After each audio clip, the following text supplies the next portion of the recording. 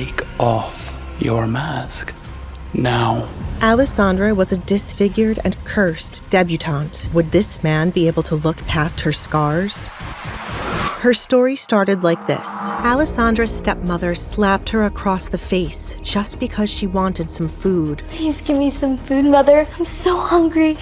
My stomach hurts. My stomach hurts. Oh, stop whining. Gutter rat. Please, stepmother. I feel so weak. All I'm asking for is just a little... Aren't you ashamed of begging like that? You can have the Barrett name, but you will never have the Barrett class. Clean that up, now. Alessandra was treated like a disease in her own home. Alessandra was born into the wealthy Barrett family, a beloved and lucky baby girl. But her luck ended when her mother ran off with the cesspool cleaner.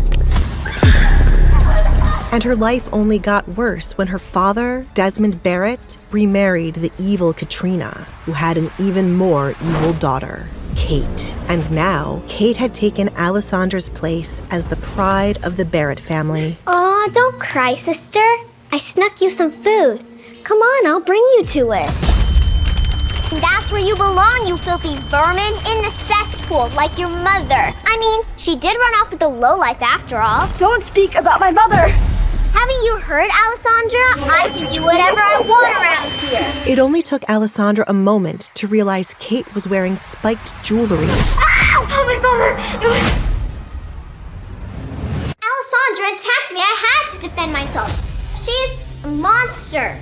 Are you okay, my child? Look at what you've done. You dirty vermin. You're just like your mother's filthy.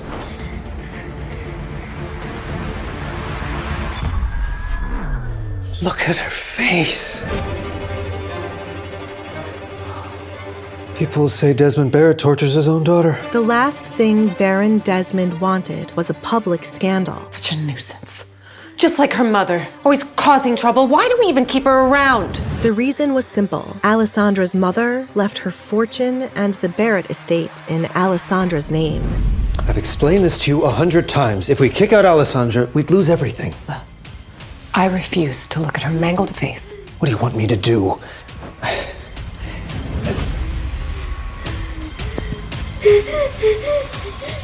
And so, Alessandra would live her life with her face covered in a mask.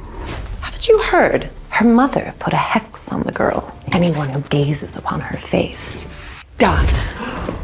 The rumors spread like wildfire, and soon, people avoided Alessandra at all costs. She lived a secluded life within the walls of the Barrett mansion, with her cat Luna as her only friend. But most of all, she missed her mother. One day, I'm going to wear this and go far, far away from here. She found solace in the wedding dress her mother had left behind, her tears soaking into the fabric.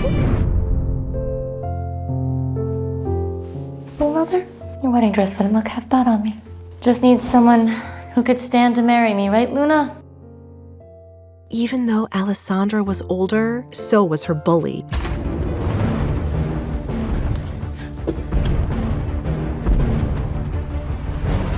Hello, dear sister. Oh, okay. I thought I heard a little animal in here. Kate couldn't have found out about Luna, could she? Animal? Well, no, of course not. So you must be very excited about the party tonight. Of course I am. It'll be fabulous. Finally, Duke Edgar Collins and I can have some alone time. Duke Edgar Collins, huh? I heard he used to be very particular. What the hell is that supposed to mean? Nothing. I was just saying that he's eccentric, is all. Well, you would know all about that, wouldn't you, cursed girl? You know, your mother had such good taste, Alessandra. Too bad we're running out of toilet paper.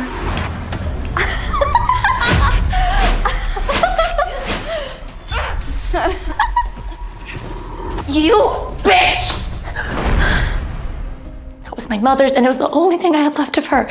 Sweet sister, the sooner you cut ties with her, the better. She was a whore after all, wasn't she? Beneath the mask that hid her scarred face, Alessandra remained strong. My face may be scarred, but you're ugly on the inside, Kate. Oh, cry me a river. Why don't you run and tattle to Daddy? Oh, wait. Are you scared I might tell him about that mangy rescue cat you're hiding? I don't know what you're talking about. What do you think he would do if he found out? Personally, I hope he kills the disgusting creature.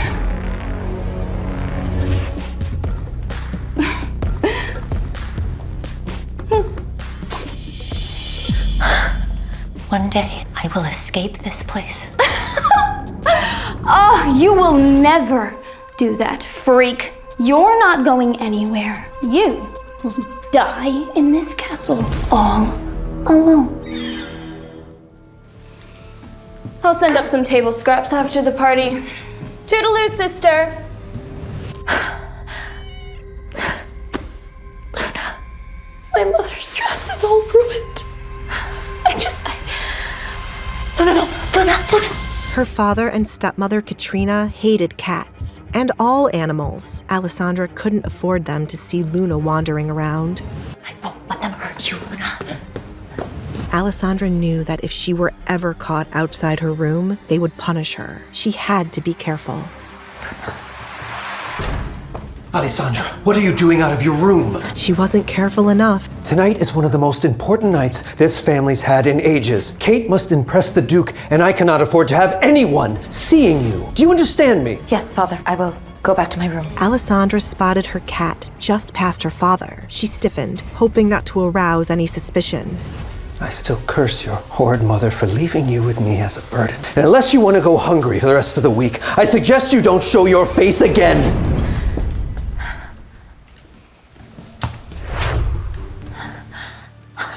You gotta be more careful, miss. It was Mario, the cook. Luna, Mario, thank you.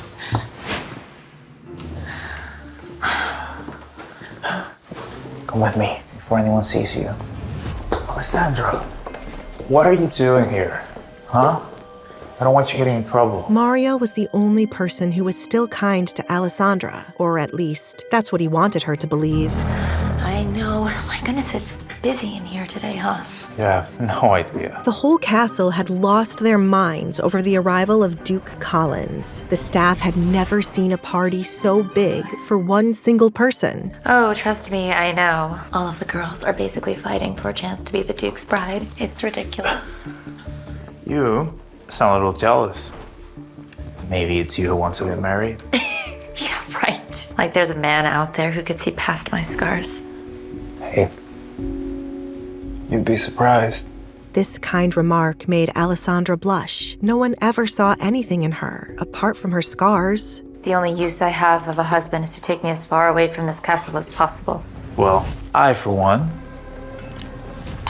would miss you. Mario, do you think the rumors about the Duke are true? They say he's ruthless. I hear he may be connected to those missing women. Women had been going missing in Lockwood. And no one knew why. The missing women? You think the Duke is behind all of that? I don't want to know. Steer clear of him. That man doesn't play by the rules. Suddenly, Alessandra and Mario's nice conversation was interrupted by her evil stepmother, Katrina. What is this mess? Get this kitchen in order before the Duke arrives, or I'll see to it that you all get the guillotine. But suddenly, Katrina's eyes narrowed in on Alessandra. And what are you doing here? Sulking around the kitchen like a servant. It's pathetic. I was just... You were just leaving. It is Kate's big day, and we can't afford you scaring the Duke off. Now get out of my sight! Go back to your room where you belong. What's our plan for that bitch, Ocean? Not yet, but it will be, my lady. It turned out Katrina was using Mario for information on Alessandra. Good. But what were Katrina and Mario plotting? Answer me! My patience is running thin, you swine. Suddenly, Alessandra heard something she wasn't supposed to. Standing across from her father was William Lancaster. The air around him seemed to thicken with malice. Please, Sir William, just give me a little more time. Once Kate is engaged to the Duke, her dowry will pay off all my debts. Alessandra's mind raced, wondering how her father had gotten into such a dangerous man's bad graces. How do you know the Duke will propose? He will. Kate is beautiful and charming. She'll win him over. Yes, she is very beautiful. I remember the night you let me spend with her in exchange for your payments being late. Kate had been sold for a night to William Lancaster, all because her father was late on payments. It was the worst night of her life. Alessandra couldn't believe it. She had no idea her father was in such debt, nor did she know he had to sell Kate's body to pay it off. You better hope the Duke proposes to Kate. Otherwise, you'll need to find another way to pay your debts to me, old man. Alessandra was horrified to see Luna had crept into her father's study and was rubbing up against William Lancaster's leg. What is this disgusting animal? Away from me, beast! Get away! No! Sir William threw Alessandra's cat out of the window. What have you done? Alessandra, get a hold of yourself! Is this your other daughter? The one I hear so much about? The cursed one? Apologies, Sir William. I'll send her off at once. Oh, don't. I like her fire. So very, very feisty, yes. I find you extremely intriguing. His gaze roamed Alessandra's body with an unsettling hunger. Back off me, you creep. Yes, you are a unique little gem. I think she'd be a great addition to my collection. Collection, Alessandra thought. Could Sir William be behind all the missing women? Yes, Desmond, you old buzzard. I think she'd be fine payment for the debts you owe me. I would never be your... Have you no grace? Alessandra tasted blood in her mouth, but refused to cry. She wouldn't give them the satisfaction. She needs to learn to obey you, Desmond. A little discipline goes a long way. Get out! Now!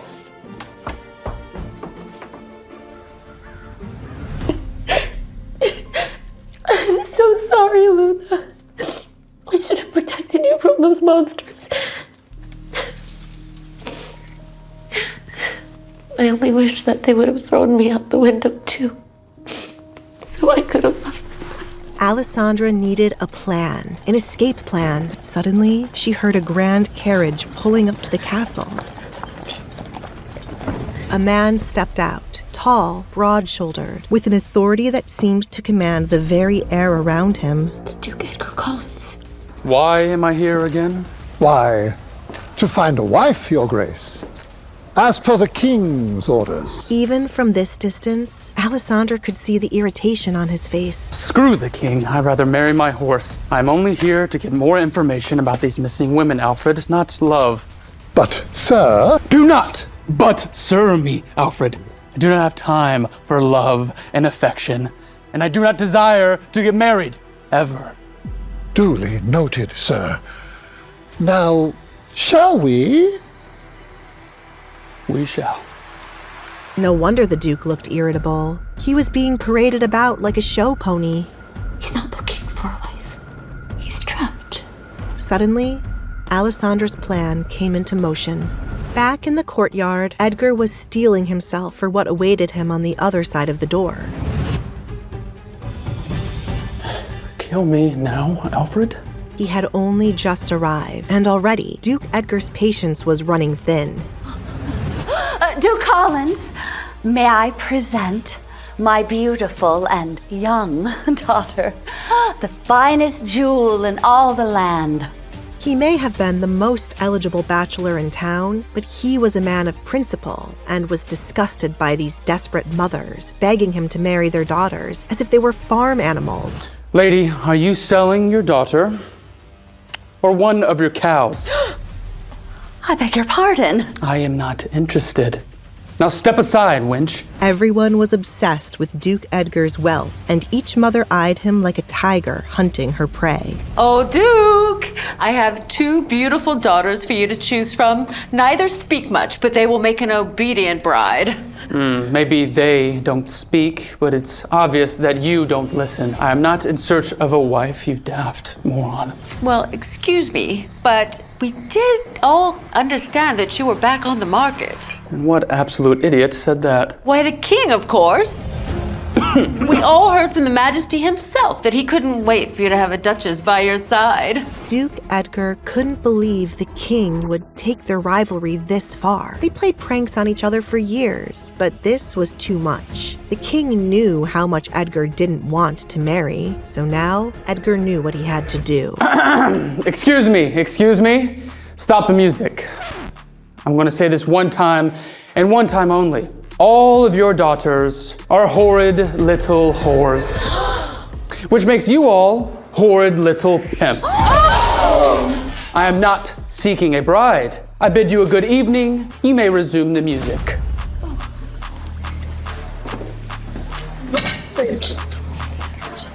This is going to be a miserable evening.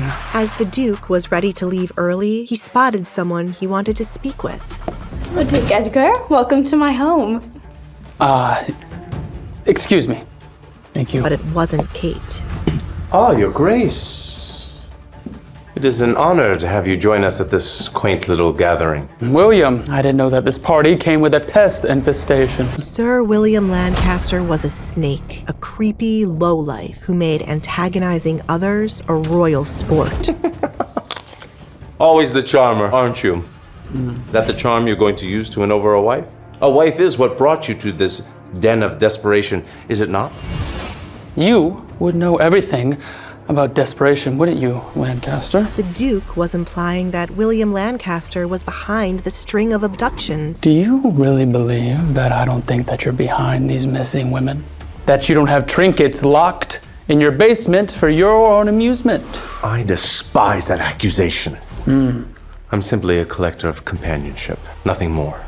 But Duke Collins knew better than to believe a word out of Lancaster's mouth. I'm neither blind nor dumb. I know you have your filthy hands in this. And when I can prove it, you'll be hanging from the gallows. What a vivid imagination you have, Edgar. But alas, I'm simply here to enjoy the party. I suggest you do the same. Why don't you get your cock wet? It might do you some good to get that little dickety-do some play. Duke Collins, it's an honor to have you here tonight. I was afraid you wouldn't come. Let's skip the pleasantries, Baron. You know why I'm here.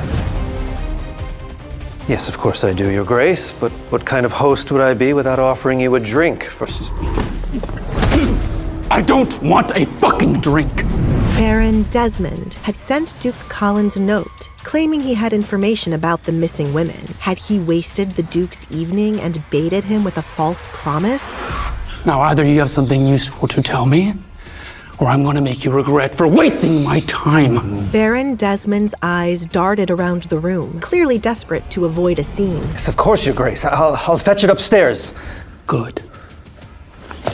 Now hurry up and do it. But Duke Collins wasn't off the hook just yet, because Baron Desmond had a very specific reason for luring him here tonight. Forgive me, milord, but I see that you've been ignoring the eligible young ladies tonight. Well, my daughter Kate. Duke Collins couldn't believe Baron Desmond's gall. Do I look like a shooting star to you, Baron? Or a lucky penny? Or a freshwater well? Or maybe some candles on top of a birthday cake? I apologize, Your Grace. I don't think I understand. Well, you seem to think that I'm here to just grant wishes. Let me be clear. I am not interested in marriage, nor in playing matchmaker with your hog of a daughter. Now, run along and get me the information that I need. Now. Yes, Your Grace. The thought of fresh air and a moment of solitude was the only thing keeping Duke Collins from storming out of this pathetic charade entirely. We need to expedite the timeline. I want that deformed monster out of my house. You're sure she doesn't suspect a thing? Not a thing. She's always believed I'm her only friend. Pathetic. The creature doesn't have a friend in the world. Well, not anymore. Can't be friends with a dead cat. Duke Edgar knew they were talking about Alessandra, the Baron's other daughter, the masked one. Can I just have a second? Pardon me, my lord. It was her, Alessandra. Oh, it must be my fault lurking in the shadows. What are you doing out here alone? Party is inside. I'm very much aware of that, Alessandra. What? You don't think I know who you are? Who else would be wearing the mask in the Baron's home with the supposed cursed daughter? Are you scared of me? No. I've seen many scarier things in my day. A simple mask does not scare me. Alessandra wrinkled up her nose, disgusted with the smell of his cigar. I think it's gonna kill you if you don't stop. Oh, I do hope it speeds up the process. Do I scare you? In that moment, Alessandra chose to be coy. She couldn't let him into her game too soon. I don't know who you are, to be honest. Right. Sure. I'll play along at your little game. I am Edgar Collins, but you can just call me Edgar. The Duke. One and the same. Alessandra chose her next words carefully, treading lightly. They say you are to marry. Is that why you're here? For my sister, Kate? No, I would rather kill myself. No offense. Well, you don't offend. I pray to God every night that my horrible sister dies. None of those young women in there shall be my wife. They are all just like a matching doll set. Alessandra knew this was her moment, her chance to get away from her selfish father, her evil stepmother, her cruel sister, this whole entire hellscape.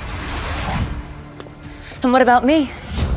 If I were to ask you to marry me, what would you say? The Duke was caught off guard. Yes, Alessandra was scarred, but she had a rather nice figure hidden under her outdated clothes. What none of you seem to understand is the fact that you would be setting yourself up for a loveless marriage if I were to pick you.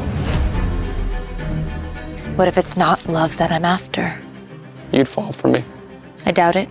In fact, what about a contract? Edgar was extremely suspicious of Alessandra's eagerness. Did your pathetic father put you up to this? My father does not know that I'm out here speaking to you, Duke Edgar. This is all me. Well, it sounds like you live a pretty horrible life within these walls. If you were to do something as drastic as to come up to a complete stranger and ask him to marry you. I am dying within these walls. Day by day, piece by piece, I am neglected. I'm unloved. I do not care about your looks, Duke Edgar, nor your money, nor your frightfully scary reputation. I just... So you did know who I was.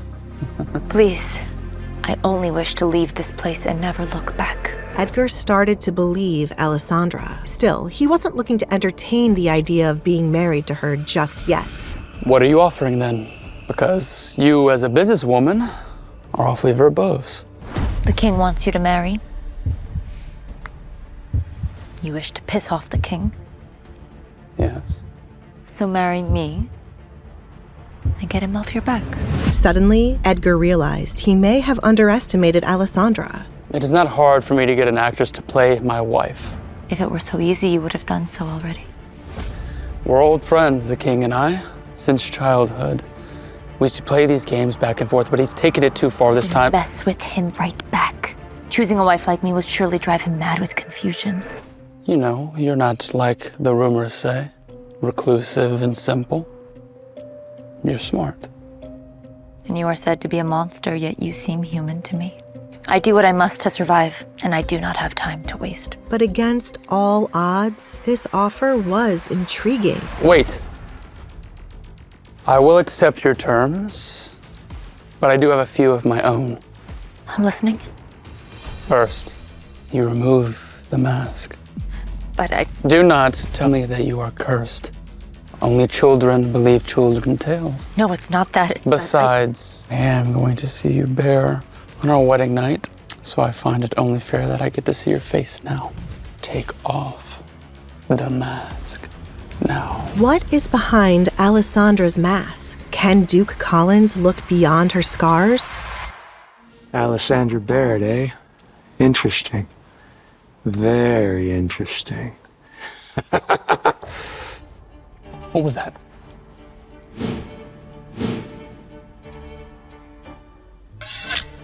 Did your father put you up to this? My father has no idea that I'm out here speaking to you, Duke Edgar. No one was supposed to see me pass by. No one is supposed to see me, ever. Alessandra replied with the honest truth. Not many people had ever seen Alessandra since the Baron kept her out of sight. Alessandra wasn't of any use to him, thanks to the mask she wore and the rumors surrounding her.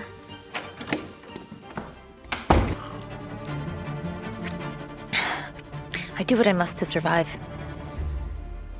But if you're not interested in doing a contract with me, then I shall leave you be. When Edgar did not respond, she took another step, thinking the man did not want any plans in what she was offering him. But then, he surprised her. Meet me in my residence tomorrow. We will discuss further details there, and then I will give you my answer. Really? Alessandra was surprised he was actually contemplating her offer, but was even more surprised Edgar wanted her to meet him at his residence. But I never leave here. I gathered that much from all of your sneaking around this place. Think of it as a test. I want to see how determined you are. I've spent far too much time at your home, but hopefully I'll see you again soon. Edgar turned on his heel to go back inside to find her father. Alessandra began to panic as she thought of how she would meet with the Duke tomorrow. Was he really taking her seriously? What if this was all a joke and a crowd awaited her tomorrow only to laugh at her?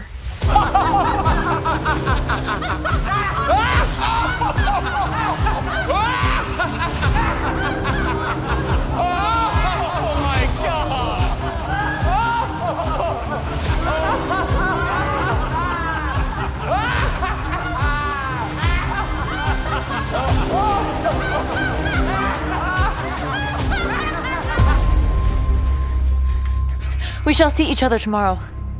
She promised. Oh, Duke Edgar! Kate Barrett, the younger daughter of the Baron Desmond, stepped outside. She heard the Duke was all alone and thought to give him some company. Seeing the Duke walking away while her father's daughter Alessandra was standing outside made her blood boil. Kate thought highly of herself. She used her looks to elevate her position amongst her peers. She believed she was more beautiful than anyone else. Dressed like a doll, Kate was hoping to have a word with the Duke and catch his interest. We shall see each other tomorrow. She begged her father to have a moment alone with the Duke, but Alessandra had stolen it away from her. I hope she has not offended you, Duke Edgar. She was not supposed to be out here. Kate glared at Alessandra, warning her to run away. Edgar stopped right beside Kate. She has not offended me, not like your father has. Thank goodness. She can... It might be due to me being an only child, but shouldn't you be referring to her as your sister, or maybe even her name? Edgar quickly picked up that the younger girl did not like the older one. Seeing the Duke speaking to her sister, Alessandra used this chance to run away before any of them would ask her to speak. Now that Kate knew she had spoken to the Duke, all hell would break loose tomorrow. Edgar listened quietly to the sound of Alessandra running away, while Kate tried to think of a good answer to what he had asked her. He wondered what Alessandra was so afraid of when it came to Kate. You are correct, Duke Edgar. You see, when siblings argue, we tend to do petty things to one another. But I do love my sister. But, as you can see, she is extremely shy and can be awkward at times. That is why I was concerned that she might have offended you. Kate put on her mask of being a good sister. She would do anything to make the Duke see she was a good person. There was no one else she saw worthy of being her husband. Whatever helps you sleep at night. I am sorry. Kate was caught off guard by him denying her advances. You see, Duke, I had hoped for some alone time between the two of us. I wish to show you that I could make an excellent choice for your wife. Edgar was annoyed with Kate, who could not take a hint. The Baron and his wife raised her to be like a spoiled princess. Fortunately, he had experience with an actual spoiled princess to know how to handle Kate. What is it with this misconception that I am only looking for a wife that pleases me in bed? You visit the red light district. Edgar shrugged his shoulders, not seeing what that had to do with his future wife. And what if I were to go there to read a book? It is awfully loud there. Enlighten me. How do you know of how loud it is there? Edgar grinned, enjoying the sight of Kate realizing her mistake. What on earth would the Baron's daughter be doing in a place like that? Except for listening to gossip of what others do there. No, you are misunderstanding. Kate tried to clear it up right away. She had never visited such a place. Understand this, Kate. What you are doing now will never entice me. Besides, I've already received a better offer. My lord! There are plenty of other suitors to come and rescue you, princess.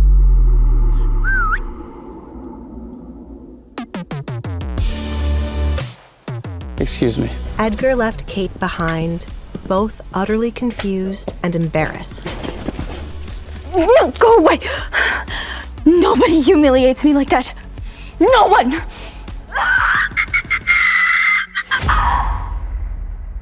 Alessandra took a look behind her to make sure she wasn't followed this far. What she heard when she walked into the kitchen was nothing but chaos. Servers running all around, trying to get the food out to the guests. She called for the cook. No one seemed to realize Alessandra was in the kitchen as they scurried about. And Alessandra preferred that they did not notice her. It tastes a bit bland, don't you think? Mario spotted Alessandra and turned to another cook. Cover for me. The last thing Mario wanted was for Katrina or Baron Desmond to see Alessandra here. Follow me.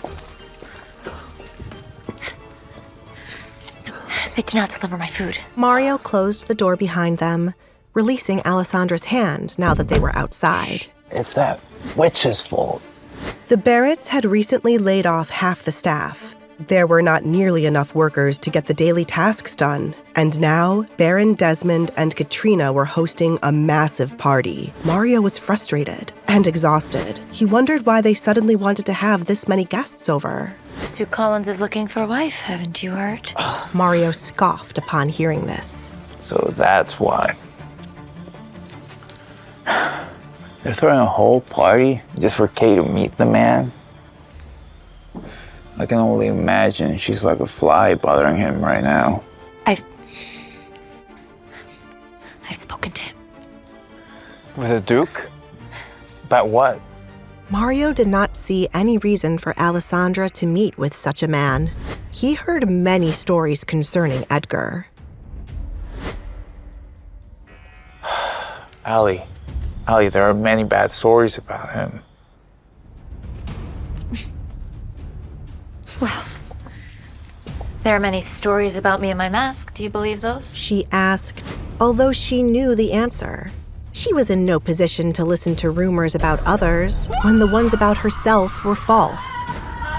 Mario went silent as he had most definitely heard what people said about Alessandra. Her mother put a hex on the girl. Anyone who gazes upon her face dies. He had never seen her face, but he didn't believe it could possibly cause death. Of course, I don't believe the stories, Allie. Well, then I shall give the Duke a chance. I cannot tell you what I spoke to him about, but I'm hoping for some good news. Is this concerning your escape plan? I do hope the Duke helps you get far away from here. It's a shame you can't go on your own. But with all the girls disappearing... I hope they find the culprit and that the girls are still alive. I overheard your father claiming to know something about it when I delivered him coffee. I was hired as a cook, but they have laid off so many people that I am now a maid. It would be nice to be paid for the extra work. Mario, when I get out of here, you should come with me. You've always been so kind to me. I wish to return the favor. That is so nice of you. But I still owe the Baron from the money that I borrowed. It's gonna take me at least a year to pay it off. But then I will find you. You're the only Baron I can stand. I don't know what went wrong with the others. If not for Alessandra, he would have thought the entire family was unbearable.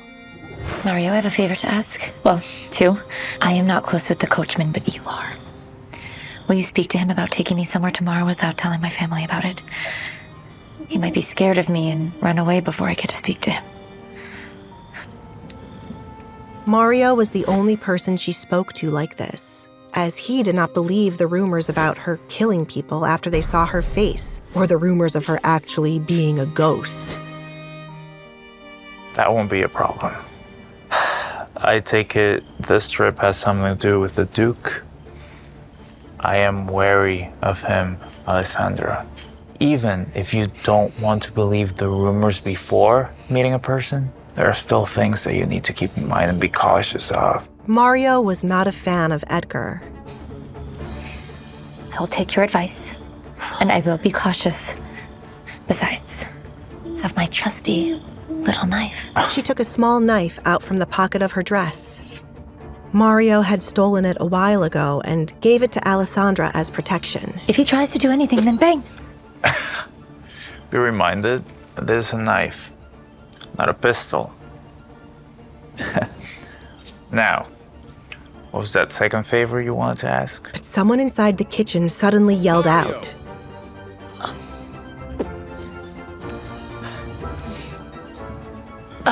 Food. Please. Right away. I must get it before they kill me for being away for so long. While Alessandra patiently waited for him to bring some food, she tapped her finger.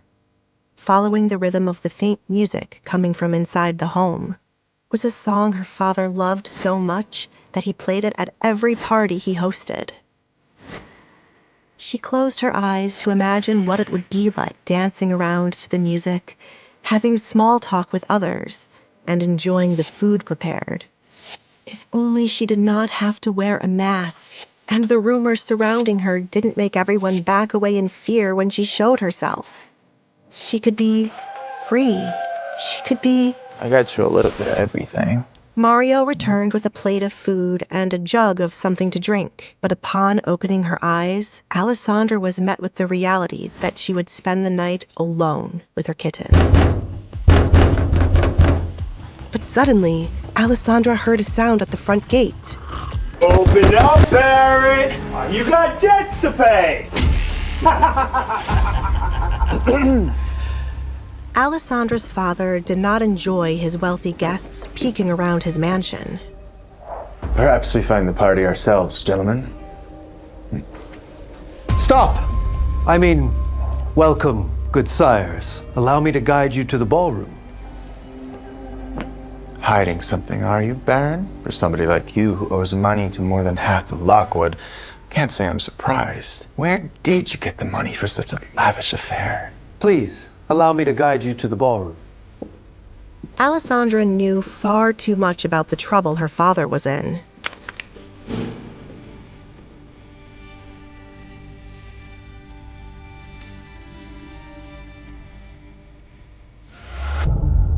Mario noticed Alessandra's mind seemed to be elsewhere. What's the matter? Oh, nothing. Just thinking. Alessandra didn't want to keep Mario from his work, so she quickly accepted his provisions. Just 3 hours left, and then we finally get some peace. Alessandra, it'll get better. The rumors, the way you live, your relationship with your father, everything will get better one day. Mario offered reassurance, as he always did. It was in his nature. You're trying to give me the whole rainbow at the end of the story. No. Mario hated that ridiculous phrase. When was the last time you saw a rainbow in Lockwood? For all the time I've been in this town, I've never seen one. I say happiness will come when the next shipment of rum arrives. There was a high chance Mario had already been drinking. He tended to bring up rum whenever he was drunk. Alessandra tried not to judge. Drinking was the only way Mario could bear all the work he had to do around the house.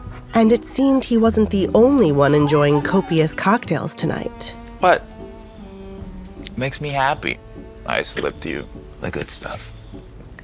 I don't get drunk easily. In that moment, it occurred to Alessandra that her high tolerance was probably a result of her frequent rum nights with Mario. Just enjoy it. You don't have to be drunk to enjoy life, huh? I will see you tomorrow, okay?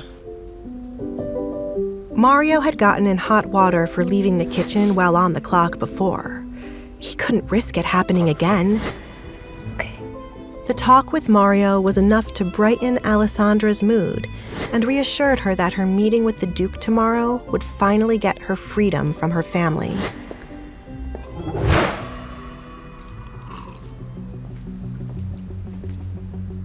When suddenly, Alessandra came upon a maid. Them are so rude. Why can't they just get their own drinks? Just get your own drinks if you don't like the way I hold them. Alessandra couldn't help but worry that the maid's reactive behavior could easily get her into trouble. Alessandra decided to warn her. You shouldn't be so loud if my stepmother hears. The maid felt fear flood her body the instant she saw the mask. This was Alessandra Barrett, and she'd heard the rumors. Please! Please don't hurt me! Hurt you? No. Unless a food fight sprang up, there was no way Alessandra could hurt anyone. God, when will people start thinking logically and not believe all the rumors? I'm just doing my job. Please, milady, don't kill me! The maid believed the curse. She was worried seeing Alessandra's face was enough to kill her. I'm not a monster. They are. What the hell are you doing out here? Get inside. Beat you. Leave it to Katrina to sniff out an agitated worker. Alessandra swore her stepmother had a sixth sense for hearing when anyone was bad-mouthing her. Alessandra wondered if that would make Katrina a witch or something else entirely.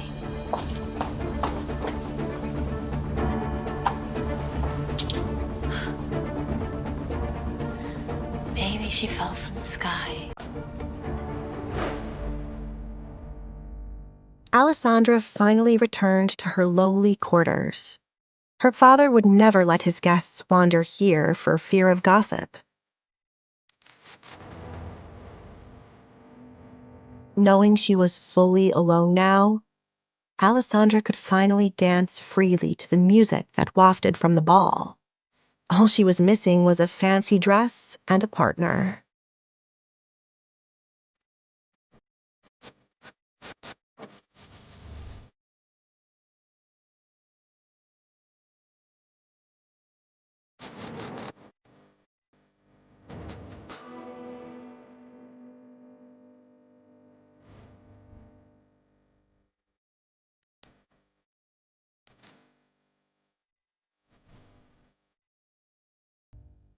This hall was often dark because the staff didn't upkeep the lanterns over here. But that didn't bother Alessandra. Is that the song they played all night? Alessandra hurried to her room. She had to feed her secret kitten that she was hiding. No, Kitty. Hey, I told you not to come to the door. Oh, if somebody else saw you, they would take you away. Alessandra nudged the kitten back into her room before anyone could see it. Oh, no. Come inside. Alessandra's father unfortunately only liked dogs and would not be on board for a cat in the house. I swear you eat better than I do.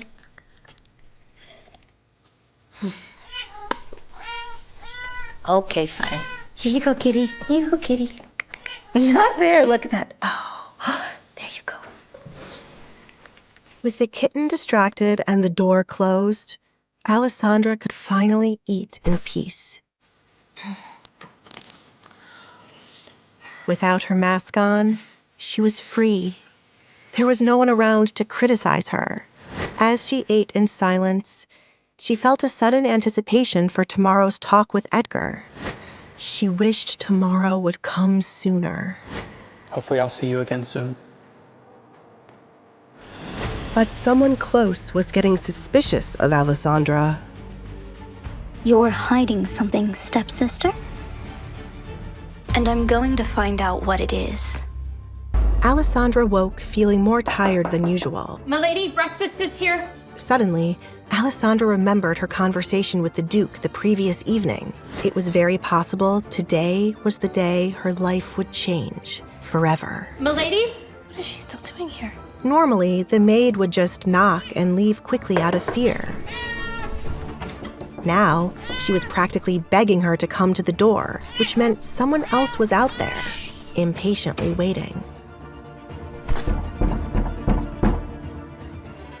Kate's curiosity about what Alessandra spoke about with the Duke must have been bothering her all night long.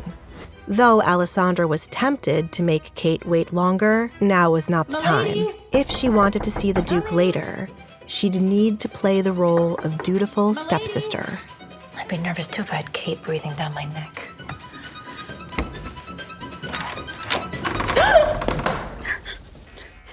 Your breakfast? Alessandra was confused why her tray had been placed on the floor today if the maid was still standing there. Suddenly, Alessandra felt a crushing pain in her hand. Good morning, sister. Just like Alessandra predicted, Kate had been lying in wait. I said, good morning, sister.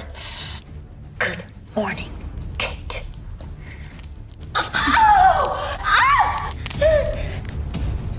Run along. Kate was very annoyed that she had to wait outside of Alessandra's room for so long. If only she had the spare key her father took away. Did you have fun last night, Alessandra? Yes.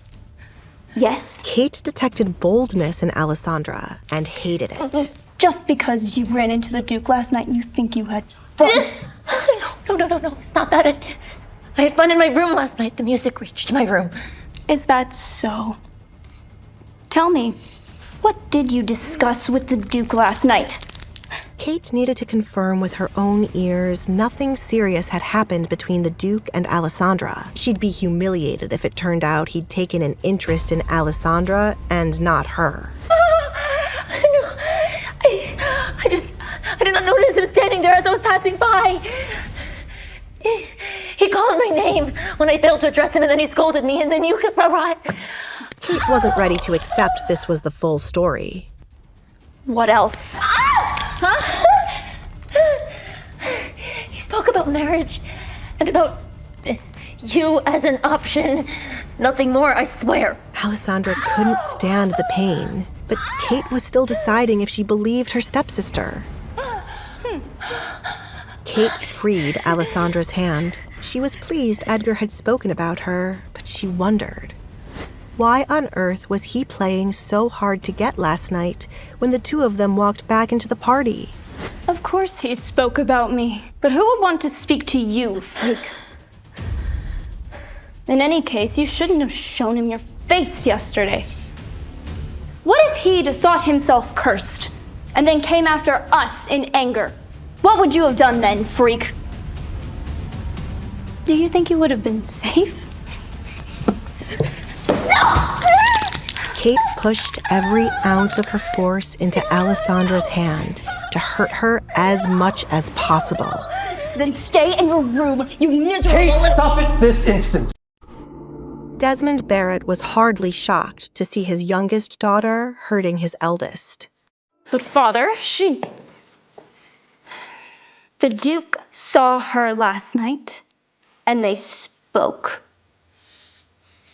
You did? Why didn't the Duke mention this to me? I'll take care of this, Kate. Move along. Now. Despite the pain in her hand, Alessandra tried to disappear quickly. A dispute with her father was the last thing she needed.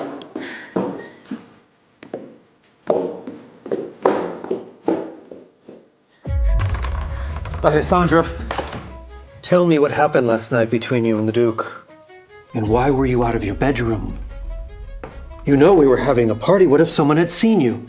Nobody came with dinner last night, and I was hungry. The garden is off limits. I thought I could run by quickly. That is all, Father. Alessandra's words weren't enough for Desmond. The Duke's seeing her could have ruined Kate's chances of marrying him. And Desmond couldn't afford to let that happen. Fine. What did you talk about then? He only asked if he could smoke there and then talk to me about Kate as a marriage candidate. Really? He'd been worried Kate did not successfully seduce the Duke last night. But now it seemed she had an effect on him after all. The Duke is a very strange man. He must want to observe her a little longer. This is good. This is very good. Edgar was someone Desmond needed to help him crawl out of the debt he buried himself in. It wasn't easy to live as grand as he used to. With his finances decreasing over the years, Kate finding a rich husband was their only hope. Still, you shouldn't have gone out. What if I changed my mind and someone saw you out there? Alessandra wondered if her father would rather she had starved. I'm sorry, Father. Yes, well, no use in scolding you now. Whoever didn't bring your food is to blame. And as for Kate, well, I'm sorry about your hand. She's just thinking about the family.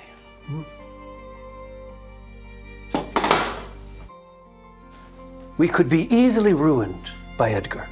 Desmond was still worried, but from what Alessandra had shared, it seemed she had not offended him. He decided to let the matter go. You must get terribly bored being in this room all the time, Tell me, what do you need to pass the time?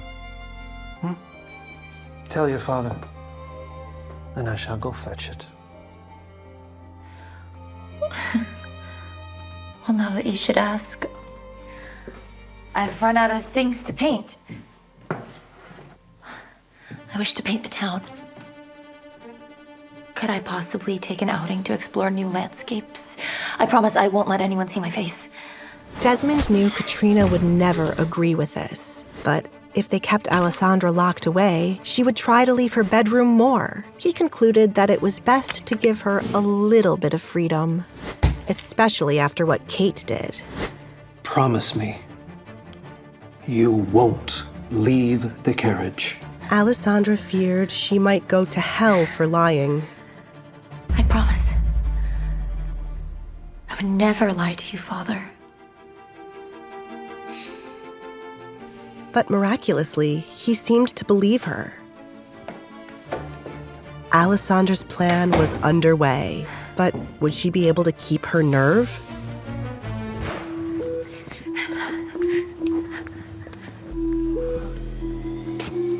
Word to me, lady. Duke Edgar Collins' estate.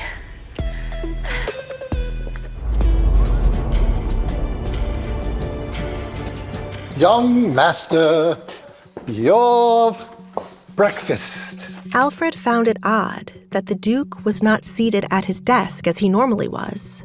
Good morning, Alfred. And thank you for the breakfast.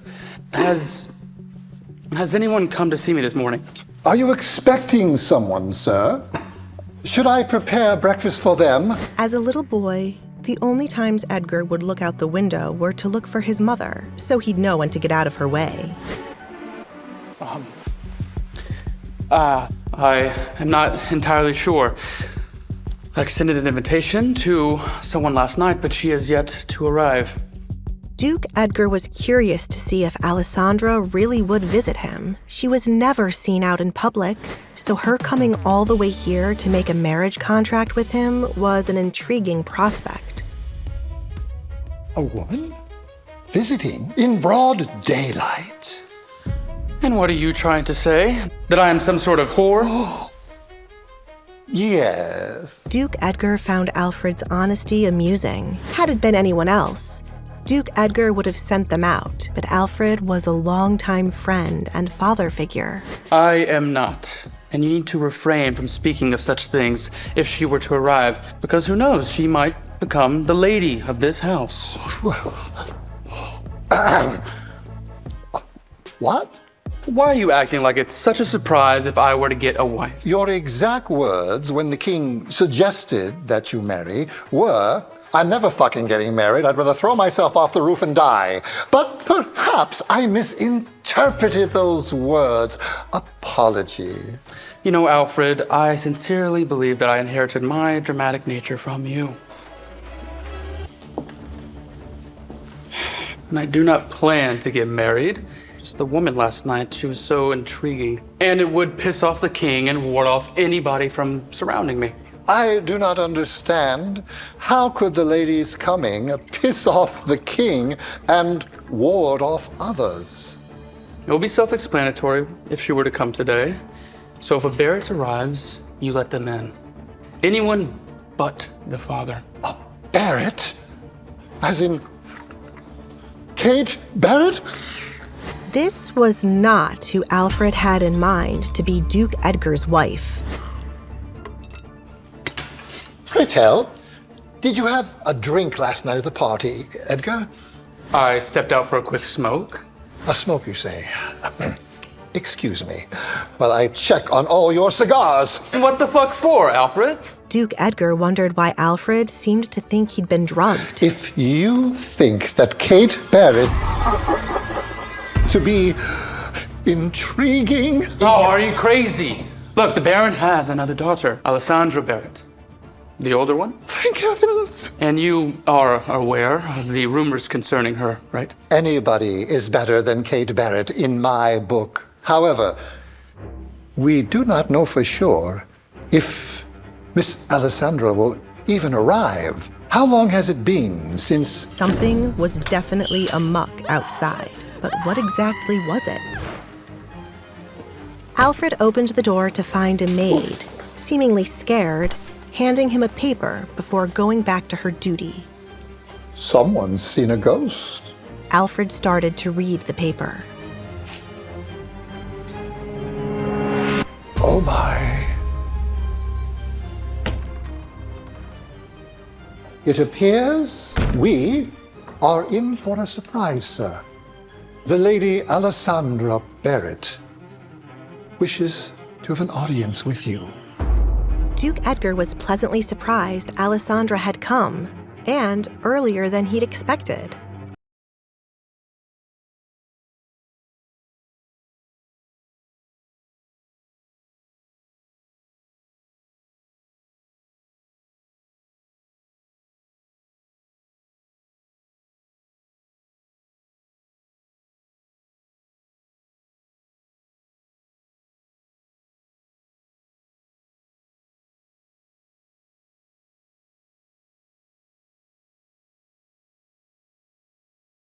Alessandra conveniently appeared, and the only thing making Edgar believe this might not be a coincidence was the Baron not sending his younger daughter, Kate.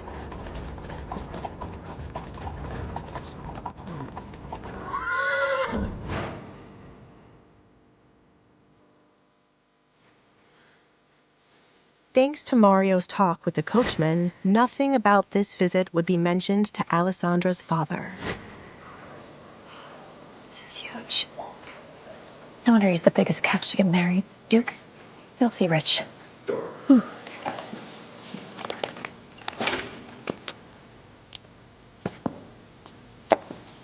Good morning. Morning. Alessandra was surprised he had not flinched when he looked at her mask. She felt a sense of relief that the guards here weren't afraid of stupid rumors.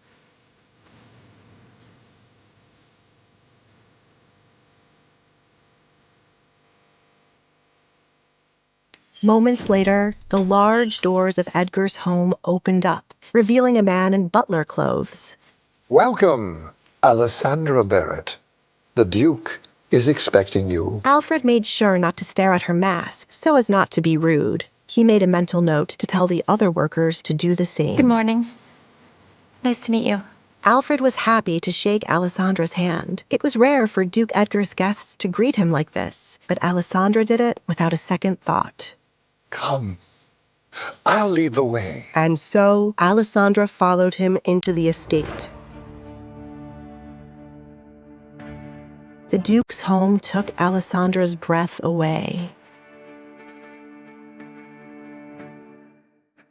He appeared to be a collector of many of her favorite paintings. She could have studied them all day. But then she remembered why she was here. Oh, sorry, I did not get your name. Alfred. Nice to meet you, Alfred. He's in here.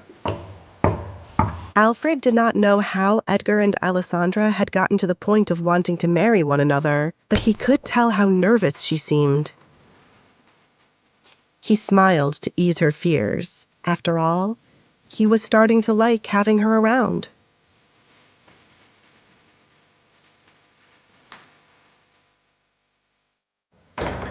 Alessandra felt her heart skip a beat when the door closed behind her. I wasn't expecting you to show up. But if you did, breakfast time wasn't my guess. Was I meant to come in the night? As a thief would? Her boldness shocked him. Let's get on to business, shall we? Alessandra's heart was beating out of her chest. Could she really go through with this? Alessandra lingered by the door, unsure how the Duke would react to her comment. To her relief, Edgar smiled softly. I suppose if you had come by night, my men might have taken you for a criminal. He shrugged, gesturing to the vacant chair across from him. Do take a seat. I'm most curious. How did you manage to leave your father's house, considering you are said to never leave? Did you deceive him, or did he permit you to come? Alessandra carefully considered Edgar's words as she lowered herself into the chair. I am not complicit with my father, Your Grace. In truth, he would never have consented to my visit. He would call me mad to think you would invite me into your home. Does your father dislike you? Edgar inquired bluntly. There was no use in circumlocution when the matter at hand was so pressing. I do not think he dislikes me, no. He is simply ashamed of me. Who would want a daughter with a reputation like mine in a world such as this? This comment cut the Duke in a peculiar way, causing a rare surge in sympathy. It is the duty of a parent to love their child regardless, he said, his voice softening. It is a pity you were born a baron's daughter. Were you born to a family of farmers, they would have cast you off to tend to the land, no doubt, but you would have known love in other ways. If I were the daughter of farmers, Alessandra murmured, they would have no need of me. Perhaps I'd be sold off to the highest bidder rather than hidden behind a mask. Indeed, it is because you are Barrett's daughter that this has come to pass, Edgar remarked, his tone quiet but knowing.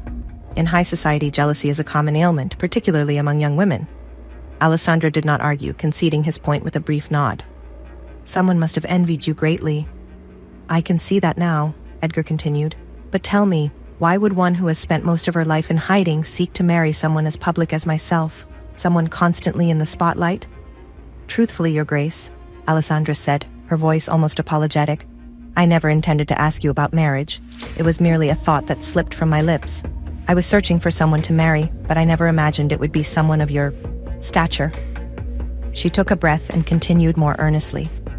I have considered 3 things, Your Grace. First, you value privacy, so I would not be burdened by constant social demands. Second, I could protect you from the attention of others, particularly from those who would seek to intrude. And third, you are a man who could exert control over my family should they become problematic. Alessandra had spent the previous night contemplating the practicality of such a marriage. A man of Edgar's influence would be the only one her father could not easily dismiss, and the mere thought of escaping her current home filled her with a sense of resolve. True, Edgar mused.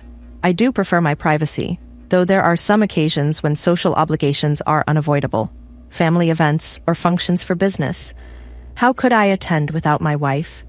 It would be dreadfully dull if you remained in hiding. You misunderstand, Your Grace, Alessandra said, meeting his gaze directly. I never hid myself because I wished to.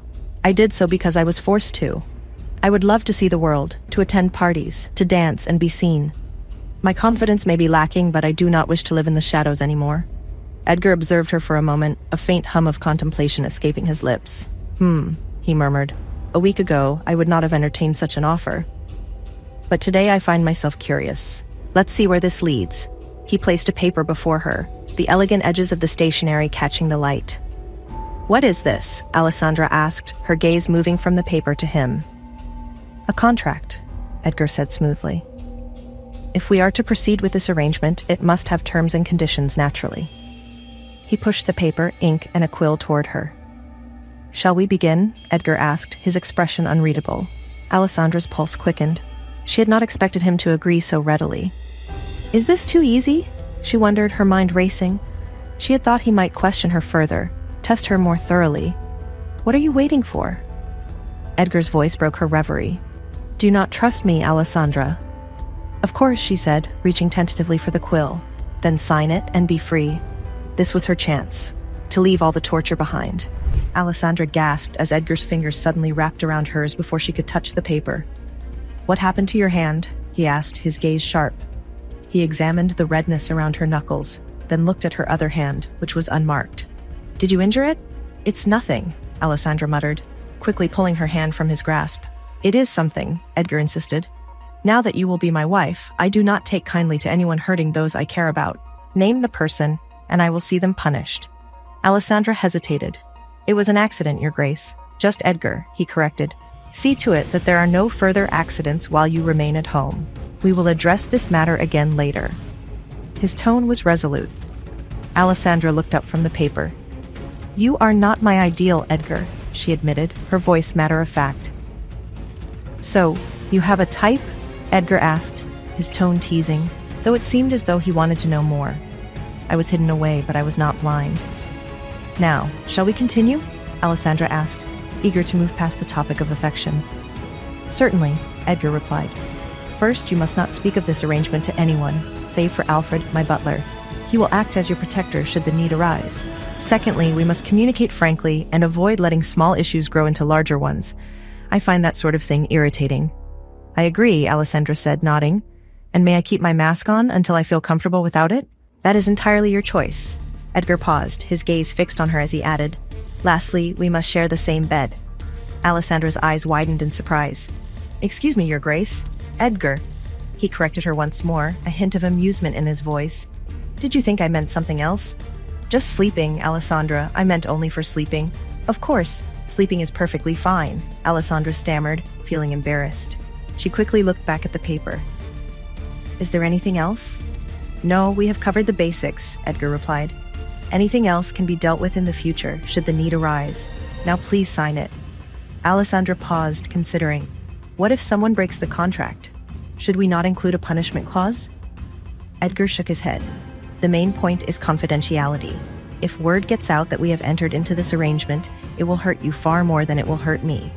I shall remain a duke, but you will be the subject of ridicule. I trust you understand this. Alessandra nodded, understanding the weight of his words. Lastly, Edgar said, "We shall be married forever." I thought that was understood. He looked at her expectantly. "Be sure to add that to the contract. This is eternity." "Forever?" Alessandra murmured, her disbelief palpable. "Yes, forever," Edgar replied casually. "Do you plan on breaking your vows?" "Till death do us part," he grinned, clearly enjoying the horrified expression on her face. "Well, at some point you will need an heir," she said cautiously. "Of course, my wife shall bear me children, though don't worry, I am in no rush to have a little one running about the house." Edgar's distaste for children was well known. "You wouldn't mind me having your child?" Alessandra questioned, her mind in a whirl. Edgar sighed, meeting her eye. "Yes, I wouldn't mind you having my child. If I did, we wouldn't be discussing marriage. If this is too much for you, we can still disregard it all." Alessandra's brow furrowed slightly, though it was not visible under her mask. "I worry about what a child of mine might have to endure in this world. Others might attach the rumors about me to them." The Duke observed her concern. "Alessandra, you do not yet understand the weight my name carries. Once you marry me, those rumors will disappear. No one will dare speak ill of you, or our child, ever again," Edgar assured her, his tone firm. He knew how to silence gossip. He had ways of making people hush. If you tore out a man's tongue, you would hardly hear a word from him. People would soon learn to keep their opinions to themselves. Alessandra didn't ask how Edgar could guarantee such silence. There was too much truth to his words, and she suspected his power extended beyond what he revealed. He was speaking gently now, but there was a hint of something more dangerous in his demeanor. "We can proceed with the contract, Your Grace," she said, finally beginning to sign her name. Giving him an heir wouldn't be a problem if he could protect the child. Once again, it's just Edgar, he reminded her gently. Sorry, Edgar, she corrected herself. I shall visit your father tomorrow to ask for your hand. This is just to ensure there are no more accidents at your home. He slid the paper from her side as she subtly hid her hands from his gaze. Would you like to stay with me until the wedding? He asked. It is not unusual, though some might think you are pregnant. Forever? Alessandra muttered in disbelief. Forever was a long time. Was she wrong to believe he would only want to do this for maybe a year or two? Wasn't that what the people in the books she read did? Yes, forever. Do you plan to break your wedding vows? Till death do us part. Edgar grinned, enjoying the look of horror on her face. He only planned to get married once, which was why it had to be with someone he could tolerate. At some point, you will need an heir, she said. Did he expect that to happen with her? Of course. My wife shall be the mother of my child, but no need to worry. I am not in the mood to have a child running around my home anytime soon. Honestly, Edgar had a dislike for children. You wouldn't mind me having your child? Alessandra didn't know how she fell into this hole of confusion, but she would really enjoy Edgar's help to pull her out of it quickly. You're starting to annoy me by not understanding what is simple, Alessandra. But I guess it would be a shock for you. Yes, I wouldn't mind you having my child one day, Alessandra. If I did mind, we wouldn't be here discussing marriage. If this is too much for you, we can still ignore all of this. I'm worried what a child of mine would have to go through in this world. Others might attach the rumors about me to the child. Alessandra pictured it in her mind. She wouldn't want anyone to experience being outcasted. Alessandra, you are not aware of the weight my last name carries. Once you become my wife, those rumors would fade away, and no one shall dare talk about you or a child in the future. Edgar had his ways of making people shut up. If you rip out their tongue, you would find it hard to understand a word they say. Eventually, they would shut up. Alessandra did not need to ask Edgar how he could guarantee that would happen. There was obviously some truth to how dangerous he was. She had a feeling he was being considerably nice to her right now with the way he spoke. We can carry on with the contract, Duke Edgar. She started to sign her name. Giving him an heir would not be a problem if she could shield the child. Edgar, he reminded her once again. Sorry, Edgar. I predict it shall take you a while to start calling me by only my first name. I will come to visit your father tomorrow to ask for your hand in marriage. It is to make sure you do not have any more accidents where you hurt your hand. Edgar slid the paper from her side while she hid her hands. Would you like to live with me until it is time for the wedding? It is not uncommon, though some people might think you're pregnant. Absolutely not, Alessandra exclaimed, as she did not want another rumor. The list of rumors about me is good enough. I do not need to add on pregnancy so early. Edgar scoffed, feeling a sense of déjà vu with her response. Anyone who would believe I have gotten you pregnant before marriage would be an idiot anyway.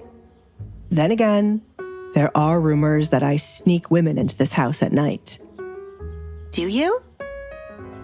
Alessandra didn't find that hard to believe, but she wanted the answer from his mouth since she rarely believed rumors unless the person confirmed it. Edgar pretended to be offended, to mess with Alessandra. His eyes went wide. He gasped and placed his hand on his chest. I would never. Alessandra felt bad for even questioning it. I'm sorry.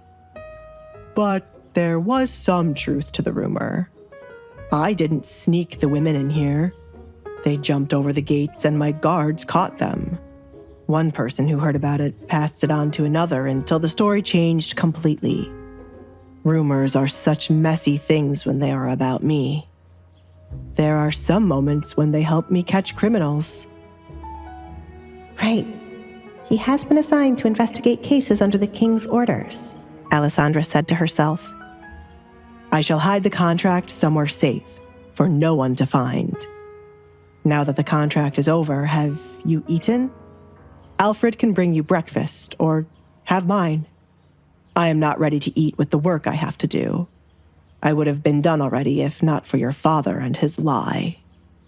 The Baron's party cut into his work time. The information he got from the Baron was not useful in any shape or form.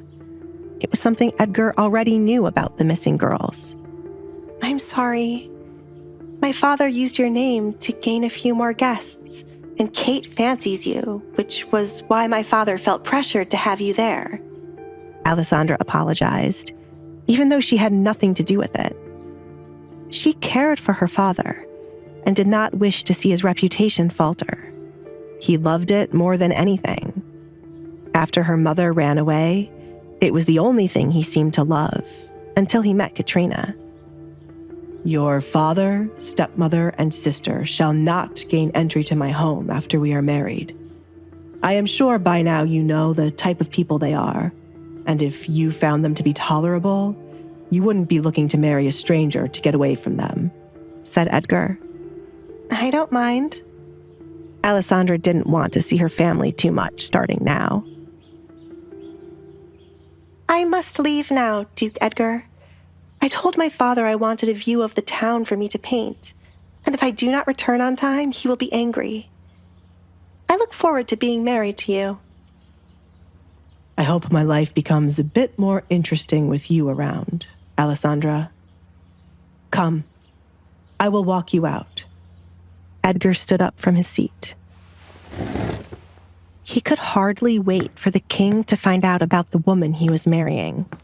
It would teach the man to stop meddling in his friend's affairs. Thank you. Alessandra accepted the Duke's hand when he came to help her. You have a beautiful home. I am jealous of your paintings. Do you enjoy painting? It was the second time he heard her mention painting. He did not necessarily care about the art. He only brought it because of his mother badgering him to add more to his home.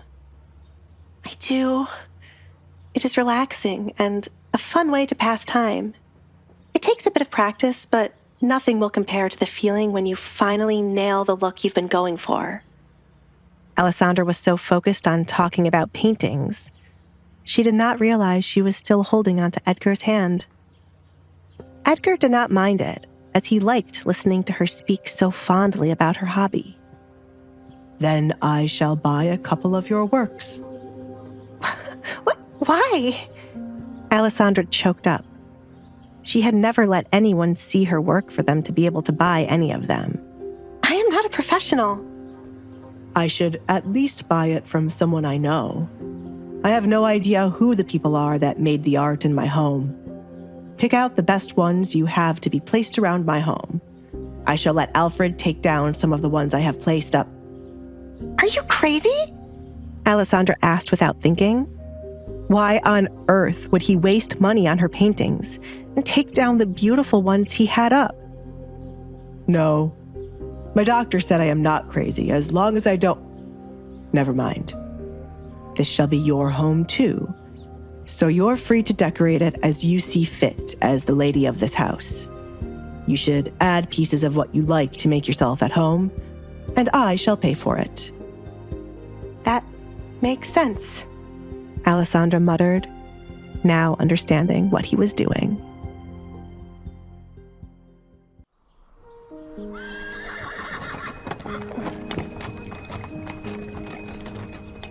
Shall I prepare an engagement ring for you, or is there no need for it? Alfred appeared beside Edgar at the front door. He stood with his hands behind his back, watching Alessandra leave in her carriage. Prepare the ring for tomorrow morning. We will be visiting the Barretts.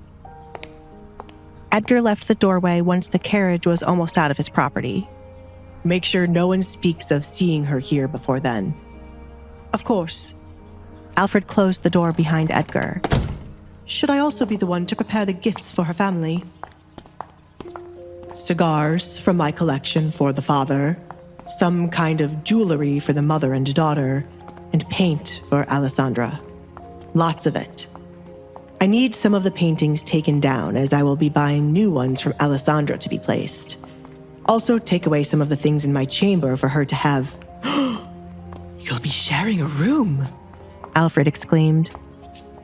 Edgar paused to look behind him at Alfred. Why is that so shocking? She will be my wife, Alfred. Aren't you the one who taught me to follow tradition? Young master, nowhere in the tradition I have mentioned includes this type of situation. Did the young lady agree to sleep with you? I hope you mentioned that to her first. No, I mentioned that last, along with her being the mother of my children. Edgar continued, walking back to the study. Children? Alfred gripped his chest, unable to handle the information. You're being dramatic again, Alfred. Edgar refused to turn around to check on Alfred. I have work to do.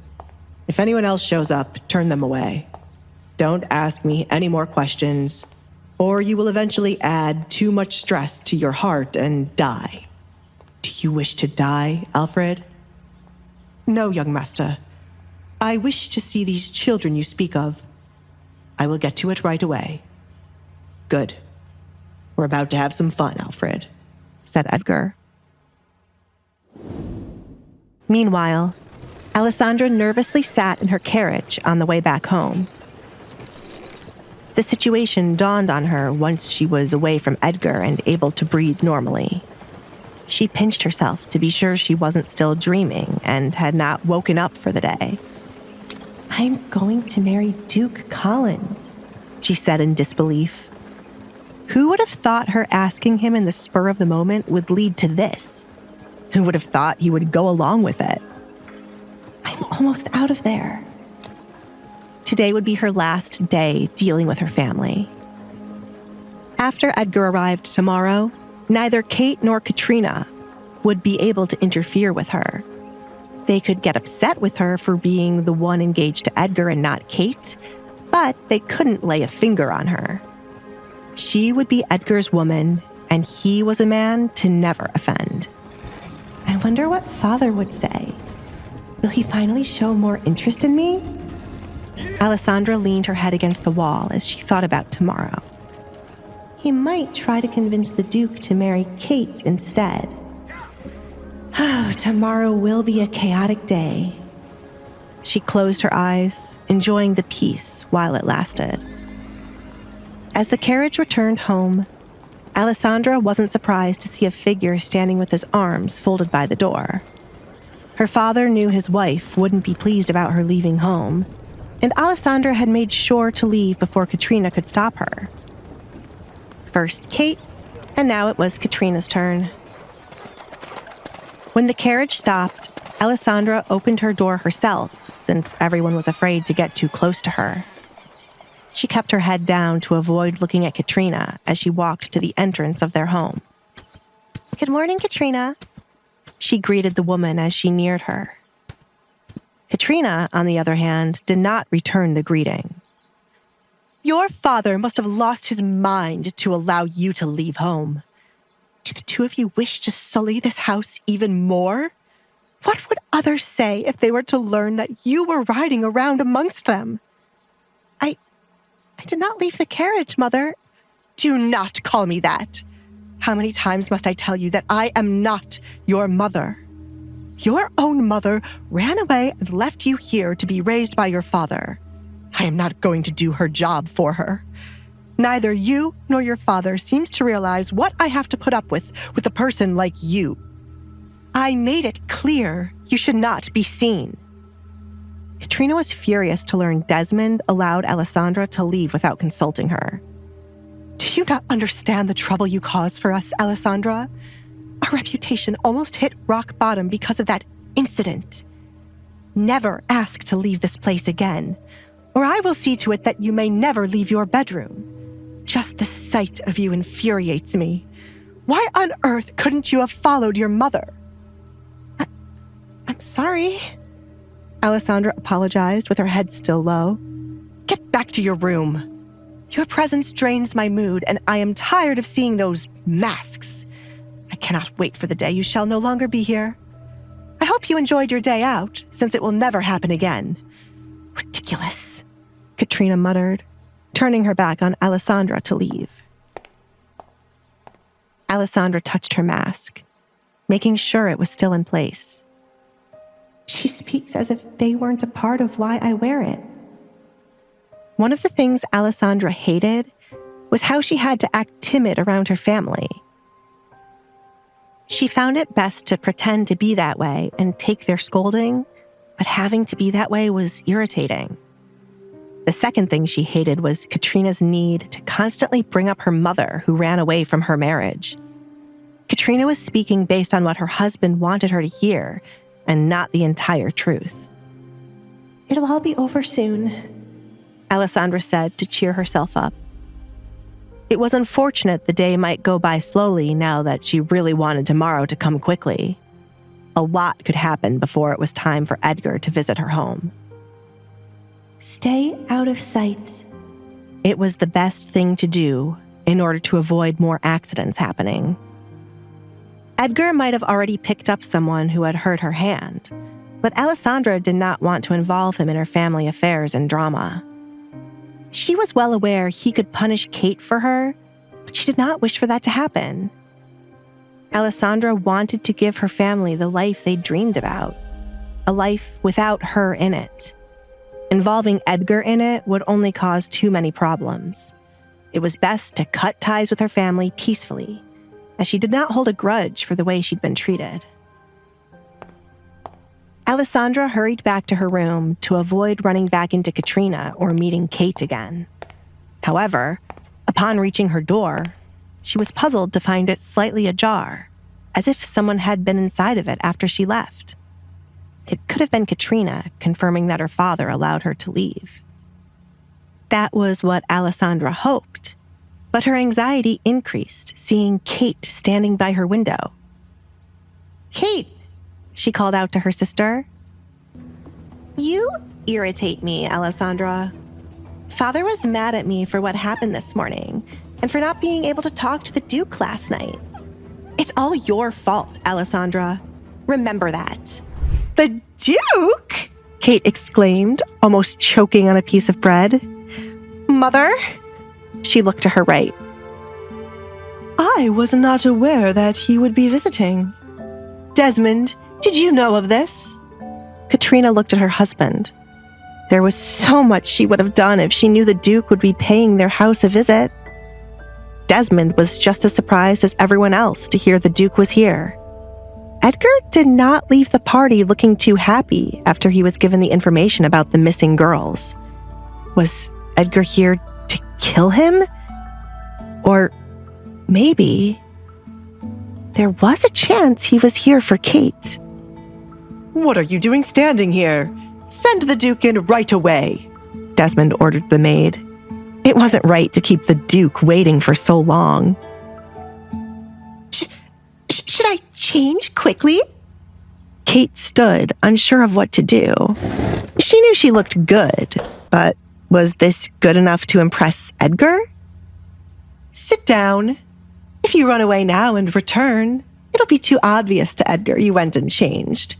You must not let him know you changed clothes just to impress him. Remember to do as you were taught, Katrina said as she fixed her appearance by looking at her reflection in a glass. Kate did the same to fix anything wrong with what she was wearing. She pushed the biscuits away, regretting how much she had been eating. He's here, she whispered as Edgar entered the room, followed by the man everyone knew to be his butler. There were boxes in the butler's hands, which made Kate wonder if the Duke had brought them gifts, and if so, what was the reason? Good morning, Duke Edgar. To what do I owe this lovely visit? Desmond stood up to greet Edgar. He extended out his hand to shake with Edgar, but it was left hanging in the air. Young master. Alfred took a step closer to Edgar. You are here to marry his daughter. Be nice, he whispered softly. On the inside, Edgar rolled his eyes, but on the outside, he gave the Baron a smile and shook his hand. I have something to discuss with you, Baron. Should we go to my study to talk? Desmond pointed in that direction. He was curious about what the butler told Edgar to make him shake his hand. No, it is something to discuss with your entire family. Looking at the table, Edgar didn't miss how the table was only set for 3 people, which meant Alessandra did not eat with her family. Entire family? Desmond looked back at Katrina. I see. Please have a seat. Would you like something to eat? No. Edgar held up his hand to stop the Baron. I have already eaten. Edgar sat down in an empty seat, purposely avoiding the looks Kate was giving him. Baron, you must be aware of the rumors that I am looking for a wife. After some time to think, I have made up my mind to marry your daughter, Alessandra. Edgar wanted to get this out of the way quickly to see what his future wife was doing.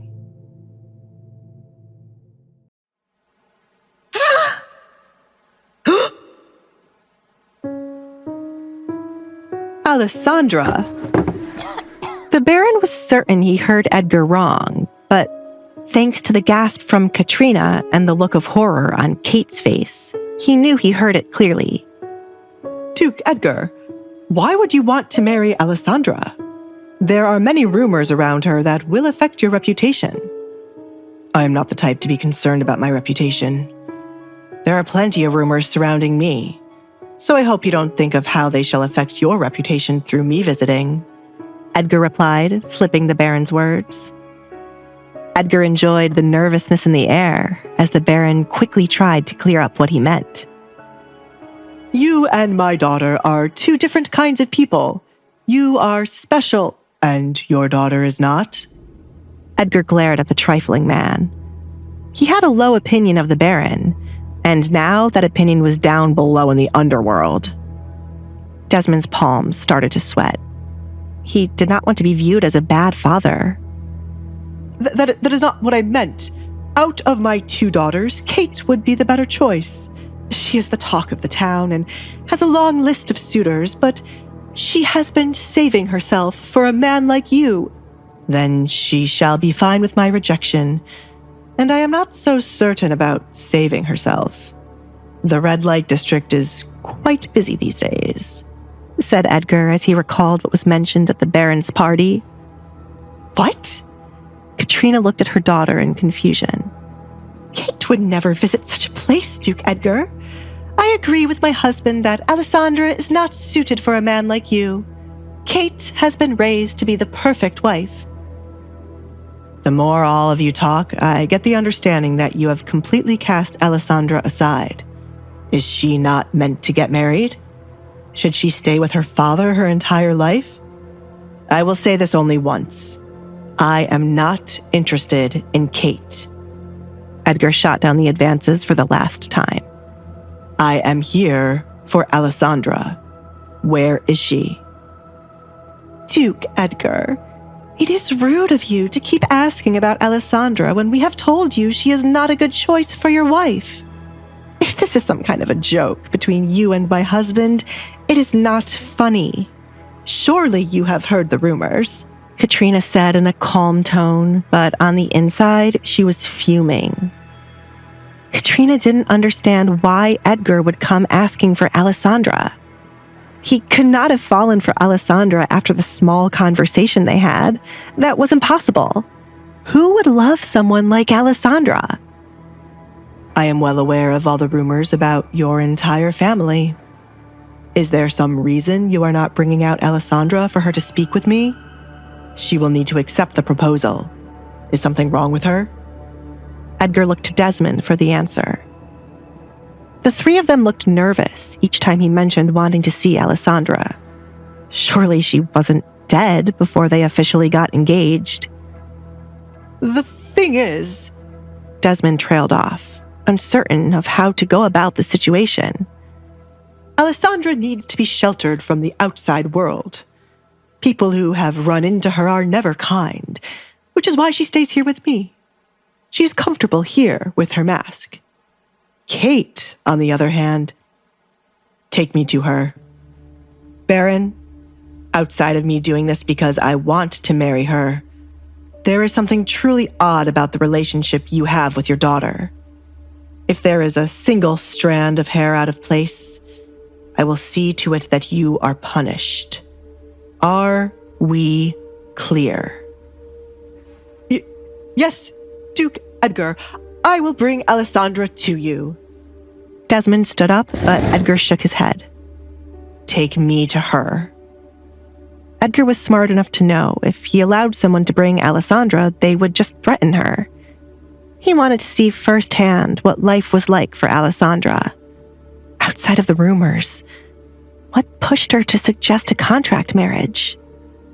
Katrina clenched her fists under the table. There was nothing they could do when the Duke was so determined to see Alessandra. If they were to claim Alessandra was sick now, it would only make things suspicious, as if they had done something to her. My poor daughter. Katrina could only think of Kate. Her daughter sat silently, trying to figure out why she wasn't the one chosen. Katrina didn't want her to marry a man crazy enough to propose to Alessandra, but this was the Duke. How could they allow Alessandra to marry a man with such status while Kate was ignored? She had a feeling Alessandra left off way more than what she spoke about with the Duke. Alessandra is not suited for you, Kate spoke up. The shock was over, and now she was ready to fight for what belonged to her. Edgar smiled, enjoying how much they were trying to push him away from picking Alessandra. I know better than anyone else who is suited for me, unless you are questioning my ability to think. Is there a reason I cannot see your daughter, Baron? Do I need to? No, I will take you to her right away. But Alessandra will give you the same answer, Duke. She doesn't like to be seen by others. I don't know what was discussed when you met her, but you might have gotten the wrong impression. Desmond was going to do whatever he could to switch the Duke's attention from Alessandra to Kate. Desmond always thought of the Duke to be strange, but not strange enough to want to marry Alessandra. He was sure once Edgar got a good look at Alessandra now, he would see Kate was a better choice. Baron, you talk too much, Edgar said as he stood up. The more the man talked, the more he was tempted to strangle him. But as Alfred said, he was here to ask for his daughter's hand in marriage, so he had to be nice. What? Desmond was taken aback by Edgar's words. He was merely trying to help him save his reputation. He was not convinced the Duke did not care about his reputation. Everyone did. I'm sorry. This way. He shut his mouth afterward. The Duke would change his mind anyway. Alfred, stay here, Edgar told his butler. Alfred would be his eyes and ears for whatever the two women said or did. Edgar quietly followed the Baron to Alessandra's bedroom. He wondered if she would be happy to see he had arrived early instead of delaying his arrival. Would she be happy to see the expressions on her family's faces? This is it. Alessandra! Desmond knocked on the door. He was hoping she would be sound asleep and would not be able to hear him. But to his surprise, she opened the door after the second knock.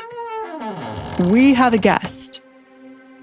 The moment Alessandra opened the door, Edgar's eyes went to one thing. It wasn't the blue mask she decided to wear today, but how red her eyes were. What happened? He asked. You see, I asked her, Baron. What happened, Alessandra? Edgar reached out his hand to rub below her right eye, which wasn't covered by the mask. Tell me quickly. Alessandra glanced at her father for a moment and saw how nervous he was. The Duke must have mentioned marriage already. My kitten was hurt yesterday and has passed away. I am on punishment, therefore I could not leave to bury it. Why are you here, Duke Edgar? She asked, feigning ignorance. I have come to ask for your hand in marriage, but your family seems to think it is a bad decision. What do you think, Alessandra? Will you say yes?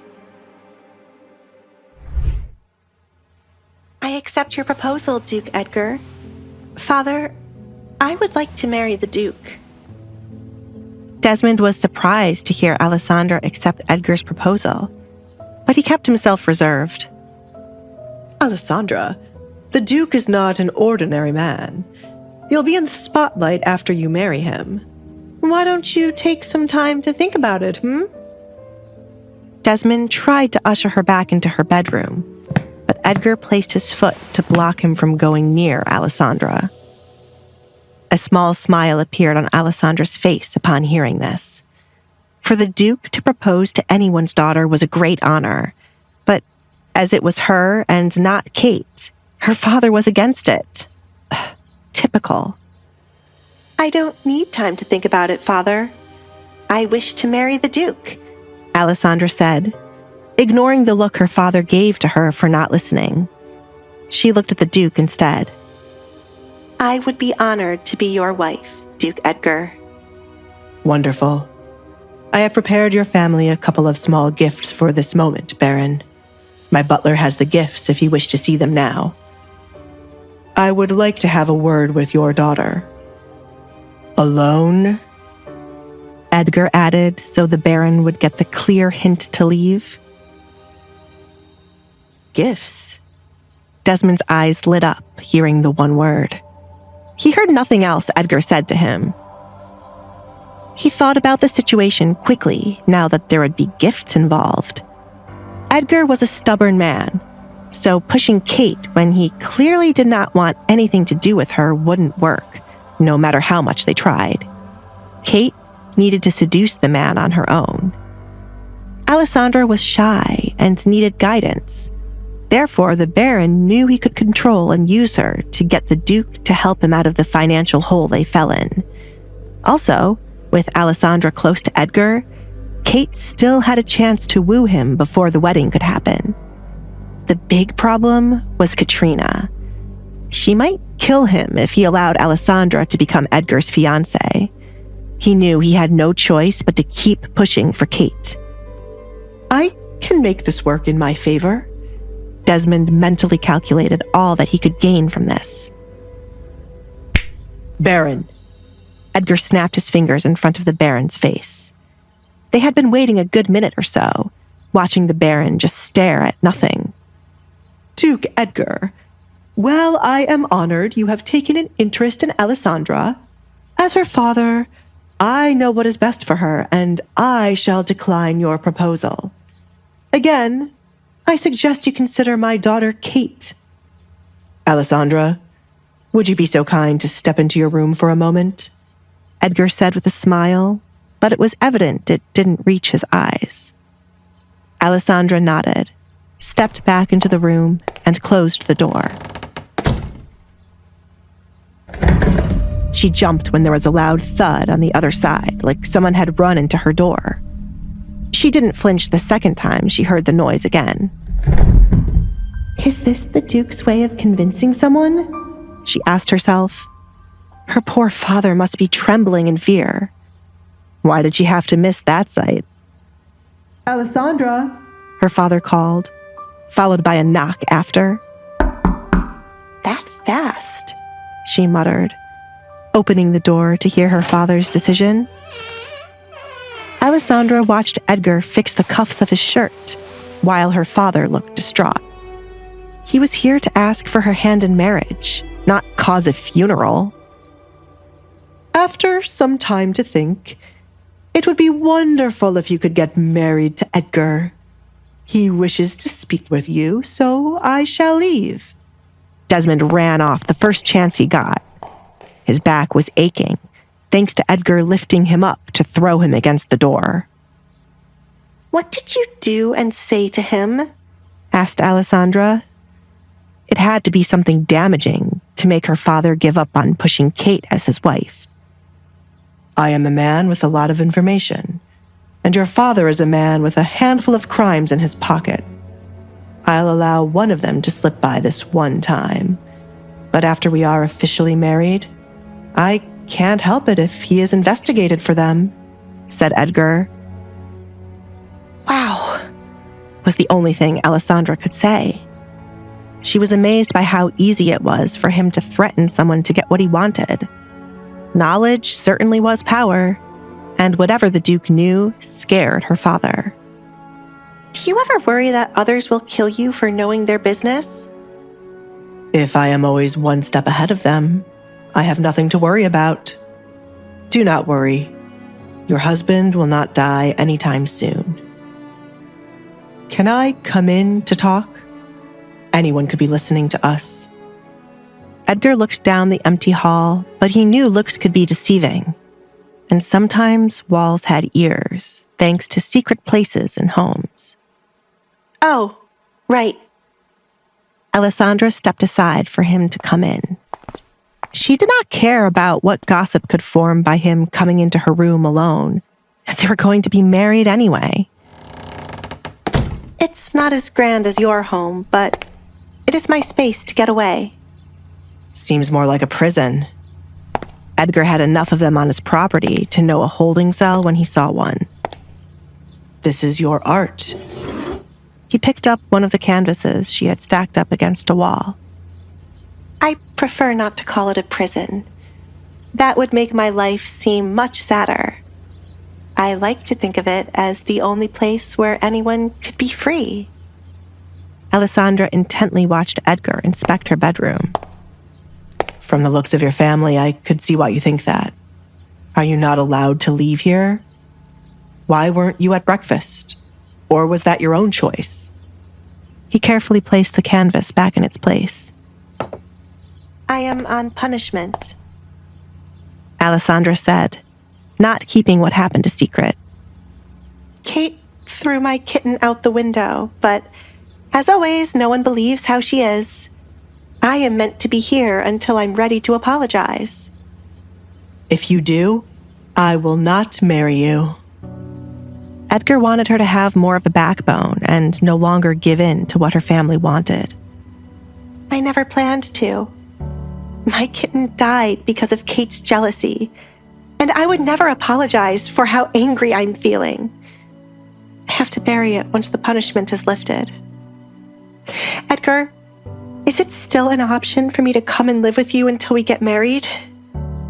Alessandra no longer wanted to stay with her family. Edgar leaned back against a wall, folding his arms. "No."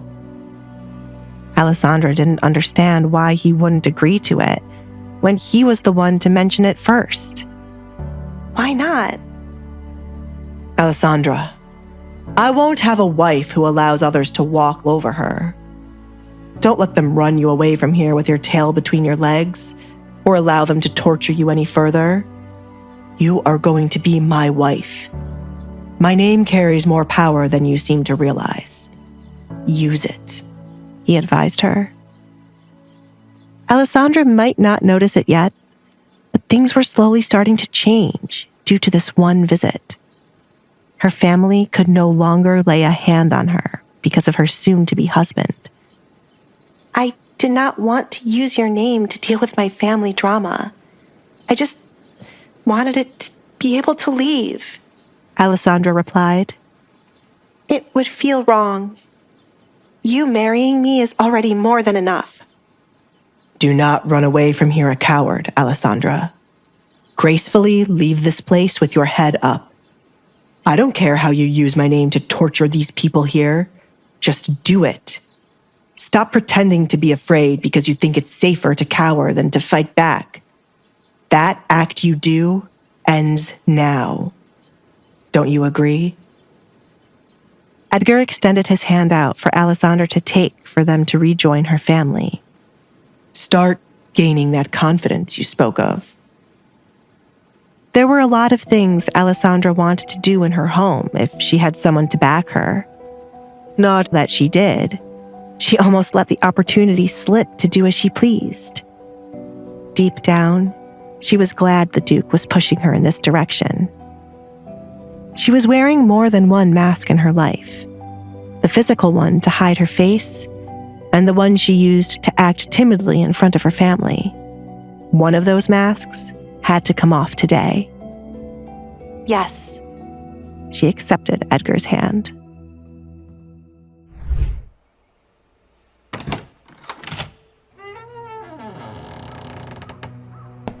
Desmond, you cannot be considering Alessandra being the one to marry the Duke, Katrina said when Desmond returned to the table. He is hell-bent on marrying Alessandra, and she has agreed. I have no choice but to entertain it.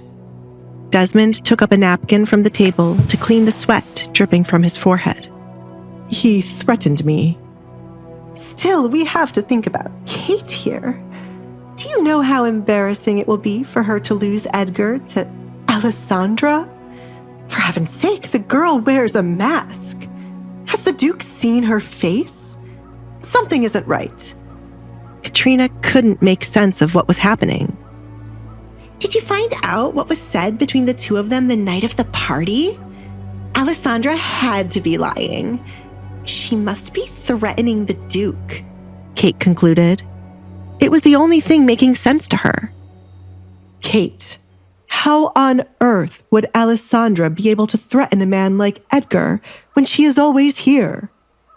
Desmond was trying to make sense of the situation, but the theory Kate came up with was ridiculous. I have said many times that man is unpredictable. We will never understand why he picked Alessandra. Father, you can't allow him to marry her. I have worked too hard for a moment like this for it to go to Alessandra. She's only agreeing to this to irk me. I will speak with the Duke. Kate's chair screeched as she stood up. There was no way she would lose to Alessandra again. Speak with me about what? Edgar asked as he entered the dining room, but he was not alone. Alessandra was right beside him, holding his hand as she walked. I'm sure the Baron has told you the good news, that Alessandra and I shall wed soon. Alfred, the gifts? Yes, young master. Alfred moved as quickly as he could to place each of the gifts in front of the 3 family members. There will be more gifts to be delivered here, but this is just a small taste of what is to come. I hope it is to your liking. Do you wish to sit, Alessandra? Edgar pulled out a chair for her. Thank you, Alessandra replied and took a seat in the chair. The first person her eyes went to was Kate, since her sister was the one watching her the most. You have not opened the gift, Kate. You? Kate started, but stopped herself when she met the Duke's eyes. They were daring her to say something he wouldn't like. Why is he acting like this now? She thought. Alessandra, please enlighten us about what is happening. Why did you say yes to the Duke? You are not one to want to get married, said Katrina. No one has ever asked me, Mother. I am thrilled to marry a man like the Duke. I've heard many good things about him, thanks to Kate. Isn't he a good man, Kate? Alessandra glanced at her fuming sister. He was mine, Kate replied, ignoring her father, signaling for her to shut up. She sat back down, unable to stand and watch the Duke be protective of Alessandra. I don't remember ever giving you that idea, Kate. I thought we had gotten rid of the drug which causes one to see things that are not real. Are they still around, Baron? Edgar said as he stood over where Alessandra sat. Of course not. It has been gotten rid of a long time ago. As I recall, you took quite a few of them. I would hate to know your younger daughter has gotten her hands on them. If that is the case, I shall pity her desperate attempts to gain my affection. when I stated I would never have any romantic feelings for her. I can take you to get treated, Edgar offered Kate. Her delusion in thinking they were something more than strangers irked his soul. I would have been able to take you at the same time I would have taken Alessandra's kitten to be healed, but it has unfortunately passed away. To be thrown against something is quite painful. Isn't that right, Baron? Edgar subtly recalled his earlier conversation with the Baron. Yes. Desmond could still feel the pain from being thrown against Alessandra's door by Edgar. No offense, Duke Edgar, but you cannot waltz into our home and get involved with our family issues. You are not married to Alessandra as yet. Whatever happened to the kitten is none of your concern. Alessandra knows there are no pets allowed. Katrina did not want the issue with the kitten discussed, since Kate's name would be mentioned. Forgive me. Alessandra is now my fiancée, and anything that makes her upset concerns me. I care for her so much I could kill anyone who upsets her. Edgar glared at Kate. He had a feeling out of the three, Kate was the one harming Alessandra the most. He had one thing in common with Alessandra so far, a dislike for Kate.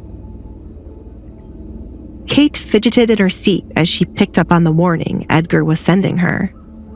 She clenched her fists out of anger under the table, to the point her nails were painfully digging into her skin, but she didn't feel anything. Edgar placed his hand on Alessandra's shoulder for her to start speaking up. I have not eaten yet. Please, set the table for me, Mother, Alessandra said to Katrina. Katrina scoffed, disgusted by Alessandra calling her mother and ordering her to set the table for her. She's finally showing how crazy she is. Katrina bit her tongue to refrain from arguing with Alessandra. The Duke was standing behind Alessandra defensively, like an animal waiting to attack anyone who offended its master. Katrina had many things to say to Alessandra, but she would wait for when the Duke left. Katrina, do it now. Desmond felt like he was the only one seeing the gravity of the situation they were in. The Duke, for some reason, was smitten by Alessandra, which meant they could not trouble his daughter or Edgar might truly kill them. Desmond knew the true face of Edgar Collins, unlike his wife and daughter. The man was merely toying with them right now, but once he got bored, his true personality would show up. Thanks to the punishment, I have not eaten since yesterday morning. You have to hurry before the food becomes cold, Mother. Alessandra made sure to add emphasis to the word mother to get under Katrina's skin. She planned to make this house uncomfortable for the three of them, just as it was for her. I will be back. Katrina suddenly didn't mind leaving, since she needed to grab hold of something to break. Why aren't there maids stationed in the dining room to fetch whatever you need? Asked Edgar. He knew the Baron was running low on funds, but he did not know it was this bad.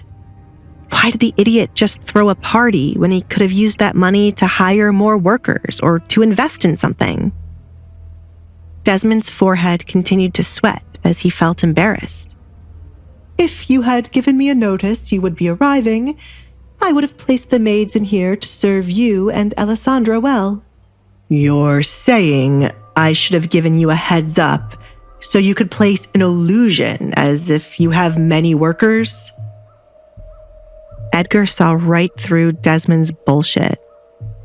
Alessandra smiled, enjoying her father being called out and the sight of him unable to talk back to the Duke. She realized now that her father could only pick on those he viewed as beneath him. Alessandra finally saw how pathetic he truly was. While Alessandra was enjoying her father breaking down, the sight of her smiling angered Kate even more. Are you enjoying this, Alessandra? This is ridiculous, Kate scoffed. Don't think this will last long. You should work on getting over your jealousy, Kate. Green is not a good look for you, Alessandra replied. Edgar snickered due to the fact Kate was wearing a green dress, so Alessandra's words had a double meaning. He wanted to applaud her for slowly coming out of her shell. You!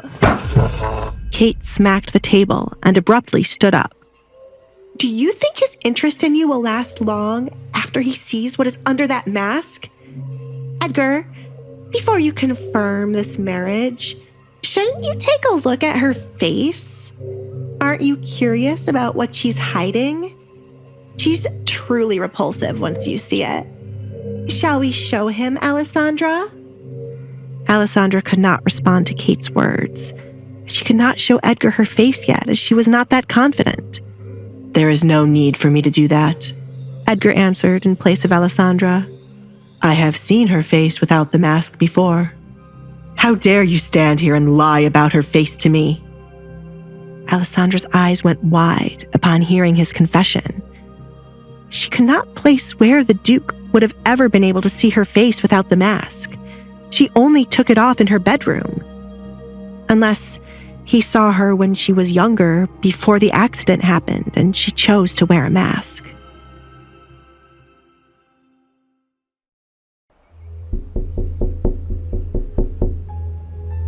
I'm lying about her face?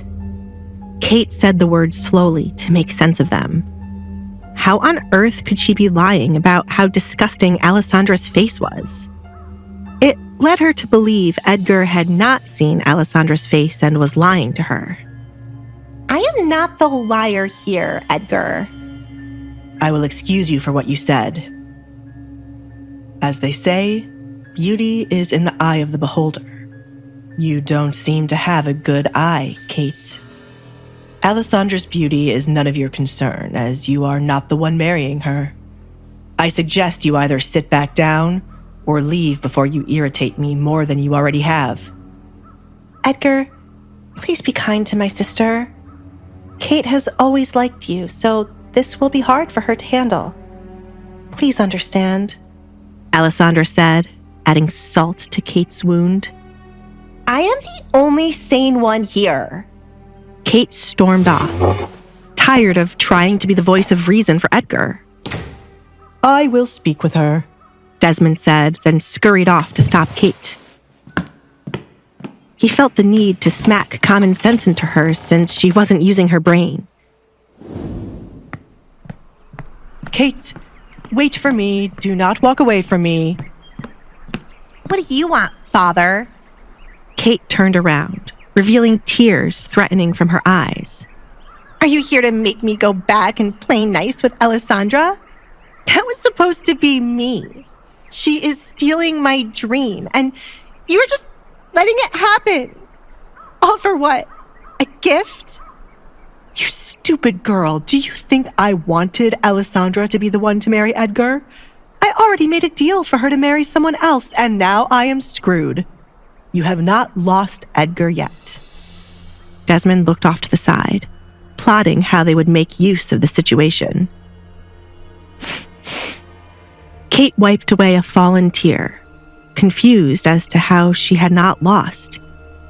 He came to ask for her hand in marriage. Kate, it takes a while to plan for a wedding, and there are those moments where the person you are looking to marry can change. Edgar might start off wanting to marry Alessandra, but if you play your cards right, his attention can shift to you. You need to stop acting like a child, he scolded her. Desmond had a full view this morning of why Kate never caught Edgar's interest. She was too impulsive and childish in front of Edgar. She was acting like Edgar was just a random man off the street. When in the presence of the Duke, you must act like a refined lady. Alessandra will be your tool to get close to the Duke. Alessandra is scared of you, so be kind to her in these coming days. If she complains to the Duke about you, he will not want to be around you. Go back there and apologize for what you did to that kitten. Father! Kate exclaimed. It was one thing to play nice with Alessandra, but it was another to have to apologize when Alessandra deserved it. It was just an animal anyway. You! Desmond raised his hand in the air to slap Kate, but stopped himself. Kate, so help me, I will slap you. Do you think you'll get close to Alessandra when she is upset about the kitten? You can't get to the Duke if you don't have a good relationship with her. What matters most now? Your pride? Or letting Edgar slip out of your fingers? Edgar, obviously, Kate muttered, but it still hurt her deeply to have to apologize. My wedding better make everyone jealous of me. She finally agreed to her father's plans. Good. Desmond clapped his hands. We must go back now. Father, who is the man you had to marry Alessandra? I never heard anything about it from my mother, said Kate. Just an old friend. It'll help us settle some debts. Desmond remembered the deal offered to him. His friend had a taste for unique things, and nothing was more unique than his rumored masked daughter. I see. That is a fate more suited for Alessandra than living as the Duke's wife. Kate grinned, picturing Alessandra's face the moment she would learn she would not be the one marrying the Duke in the end. Desmond and Kate walked back into the dining room to find Katrina placing a plate of food in front of Alessandra like a maid serving her master. Alessandra did not thank Katrina for fetching the food. Instead, she picked up her fork to taste the eggs. You see, you took so long and now the egg is cold. I have never enjoyed cold eggs, Katrina. Why do you keep giving them to me? We're back. Desmond cut off Katrina before she could say the wrong thing. Alessandra, Kate has something she wishes to say to you. He pushed Kate forward. I'm sorry. The bitter words left Kate's mouth. For? In Alessandra's opinion, Kate had a lot to be sorry for. Therefore, she needed to be more specific. Hurting your kitten. You did more than hurt it. The animal died. If you're going to apologize, do it right. Edgar interjected. If this was the best apology she could come up with, she could save it. Feeling warmth against his hand, Edgar looked down to see Alessandra had touched his hand, an indication to let him know she would handle this. I am sorry for killing your kitten, Alessandra. My emotions got the best of me yesterday, and to hear that the kitten has died makes me feel really bad. I'm also sorry for the way I have acted toward you in front of Edgar. I hope you will be happy with him. Please forgive me. Kate dug her nails into her skin as the words left her mouth. Alessandra wanted to laugh in Kate's face. They really thought she was stupid to not realize they were going to play her. She knew her father and Kate better than they realized, but instead of calling them out, she wanted to have fun. Apology accepted. That's good. Desmond smiled, glad Alessandra was quick to forgive Kate. His daughter was always too kind for her own good. I was not finished, Father. Alessandra looked at her father with clear annoyance written all over her face. Since she has admitted her fault in the matter, she should take responsibility for burying the kitten. Kate is not your maid. Do not take things too far. Katrina tried to step in before Alessandra could make Kate look like a fool. Kate was a baron's daughter, not a maid, and she would be damned if she allowed Kate to dig a grave. It's fine, Mother. It shouldn't be too hard to dig a grave for the kitten. It is my fault after all. Hopefully, with this, we can mend our relationship, Alessandra. Kate held out her hand to call a truce between her and Alessandra. Alessandra merely looked at Kate's hand, not moving to accept it. She had a better idea just from looking at Kate's hand. It was clear Kate never had to lift a finger in her life. I just remembered. I heard the gardener below my window saying the shovel we have is broken. Kate retreated her hand, secretly glad the shovel was broken. Too bad. We'll have to wait for a new one to arrive. Not really. The hole wouldn't need to be too big. I remember Katrina making me tend to the garden with nothing but my hands as a punishment. It shouldn't be too hard for you, said Alessandra. Kate scoffed, disgusted by what Alessandra was suggesting. I hope you are not expecting me to dig out a hole with my hands, Alessandra. That is what I'm expecting, Alessandra stated the obvious. It was never an issue when Katrina made her do it, and Kate would stand right beside her mother, laughing. It has to be quick before the kitten starts to smell, and I want to give it a proper send-off quickly. I'm sure it won't be too hard for Kate, said Desmond. It was so minor in his eyes compared to what they were looking to achieve. If Alessandra had asked him to do it, he would have done it in a heartbeat. That's easy for you to say when you aren't the one doing it. Kate glared at her father. Kate put on her best smile to push through Alessandra's punishment. I shall get to it right away. She would have to sacrifice one of her pairs of gloves to do the job since she was not going to let her bare hand touch the soil. Kate also had a way to get back at Alessandra for making her do this lowly job. Katrina watched in horror as Kate walked away to dig a hole with her hands. Her daughter must have lost her mind at the same time her husband did. "Kate!" she called, chasing after Kate to stop her from embarrassing herself. "Alfred, the final gift, please," Edgar said, now that the drama was partially over with. He had the final piece to confirm his engagement to Alessandra. "Yes, young master." Alfred showed a small box he had with him. "You are too kind, Edgar. The gift to me was already enough." Desmond rubbed his hands, patiently waiting to see what else he was going to receive. "This is not for you," Edgar glared at the greedy man. "This is for my future bride." He got down on one knee beside where Alessandra sat and opened the box to reveal a diamond ring. Alessandra had completely forgotten about a ring. She was taken aback by the size of it, as all the jewelry she had was small in comparison to it. "Won't that be uncomfortable?" she wondered. "You don't like it." "It's a family heirloom." Edgar snapped the box shut after seeing her reaction to the ring. There was no point in giving her something she wouldn't like. As quickly as he got down on one knee, Edgar got back up. "I will find you something better by the end of the day." "Well, wait!" Desmond stuttered, confused as to why Alessandra didn't like such a big ring. She would probably be wearing their house on her finger. "Give her a moment to think, Duke Edgar." She must be in shock at how how splendid it is. "Well?" Edgar waited to hear it from Alessandra, but it was clear from her body language she did not like it. Alessandra thought it would be rude of her to not accept the ring he brought to her, but she couldn't imagine walking around with such a large object on her finger.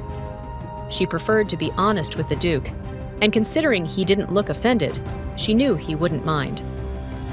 "It is too large," she softly replied. "There is nothing as too large," Desmond argued, annoyed by Alessandra's response. This was why he'd rather have Kate be the one to marry Edgar. Kate knew the value of material things and how much they mattered. Alessandra was nothing more than a fool. "I will find something more suited for you," Edgar dismissed the Baron's comment. There was something too large if Alessandra didn't like it. He made the mistake of not finding something Alessandra would like, instead of giving her what was passed down for generations. The ring he brought was made for a woman long ago and passed down to her children. At some point, one had to consider the women being proposed to would like a ring made for them, rather than one made for someone else and passed down. "When we meet again, I shall place that ring on your finger. Baron, send Alessandra with all her things to start living with me in 2 days' time. I shall have a separate bedroom for her until we are wed, and you have my word I shall not touch her." Alessandra was surprised to hear he wanted her to come live with him in 2 days' time. She'd asked to come live with him while they were in her bedroom, only to be rejected. And now he was saying yes. She could not figure out what Edgar was thinking. What? Desmond asked in belief. It was not in the plan for Alessandra to go live with Edgar. If she did that, there was no way for Kate to be able to interact with him, as Edgar won't casually visit their home. I don't think that's a good idea. What will the people say? It's not the first time a woman has stayed with her future husband until the wedding, and it will not be the last. There is a lot to be planned, and many dinners for Alessandra to attend. I would rather have her next to me than the back and forth. It is nothing to discuss, as it is final, said Edgar. Alfred, prepare the carriage for us to leave. This house is starting to irritate me, Edgar muttered as he started to feel uncomfortable. His hate for the Baron's house did not decrease. Come see me out, he told Alessandra. Excuse me, Father, Alessandra said, stepping up from her seat to walk with the Duke. She held on to Edgar's hand, walking side by side as they followed the butler out while leaving her father in a panic. You can finally breathe now, Edgar said when they got outside, away from prying eyes. Alessandra stumbled as she stepped outside the home and would have fallen if not for Edgar holding on to her. I can't believe I just did that. Her knees had suddenly gone weak as what she did dawned on her. I enjoyed the show, Alessandra.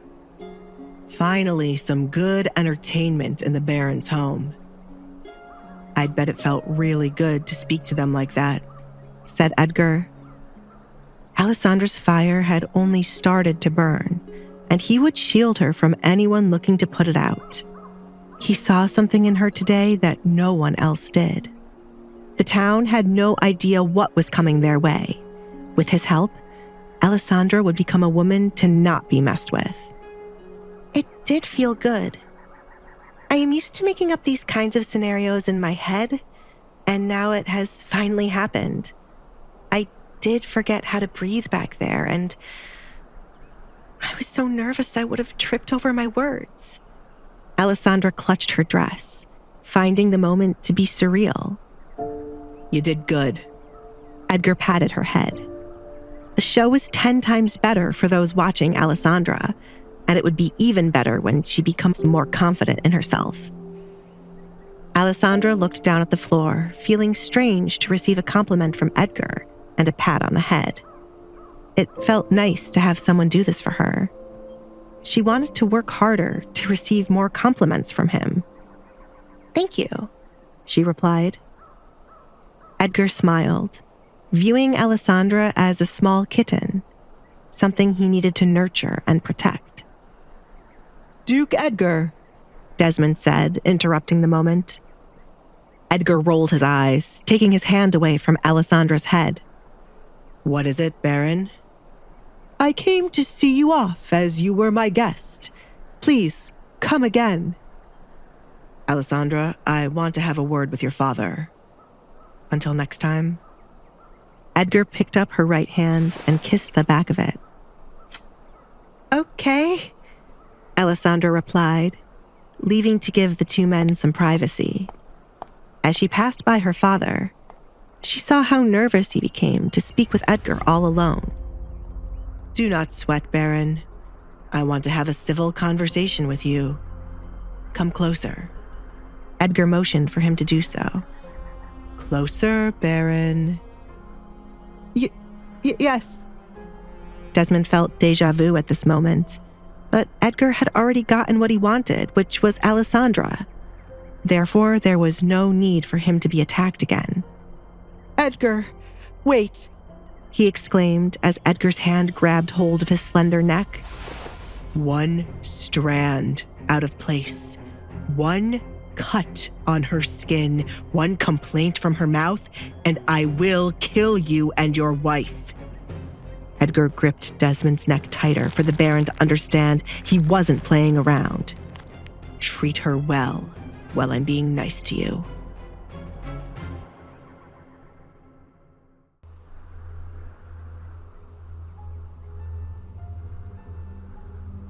Understood? Desmond quickly shook his head, unable to use words thanks to the grip on his neck. Any more tighter, and Edgar just might break it. What part of this was being civil? Good. Edgar released the Baron's neck with a shove. Look at you, all disheveled. He fixed Desmond's shirt, smoothing out the ruffled parts.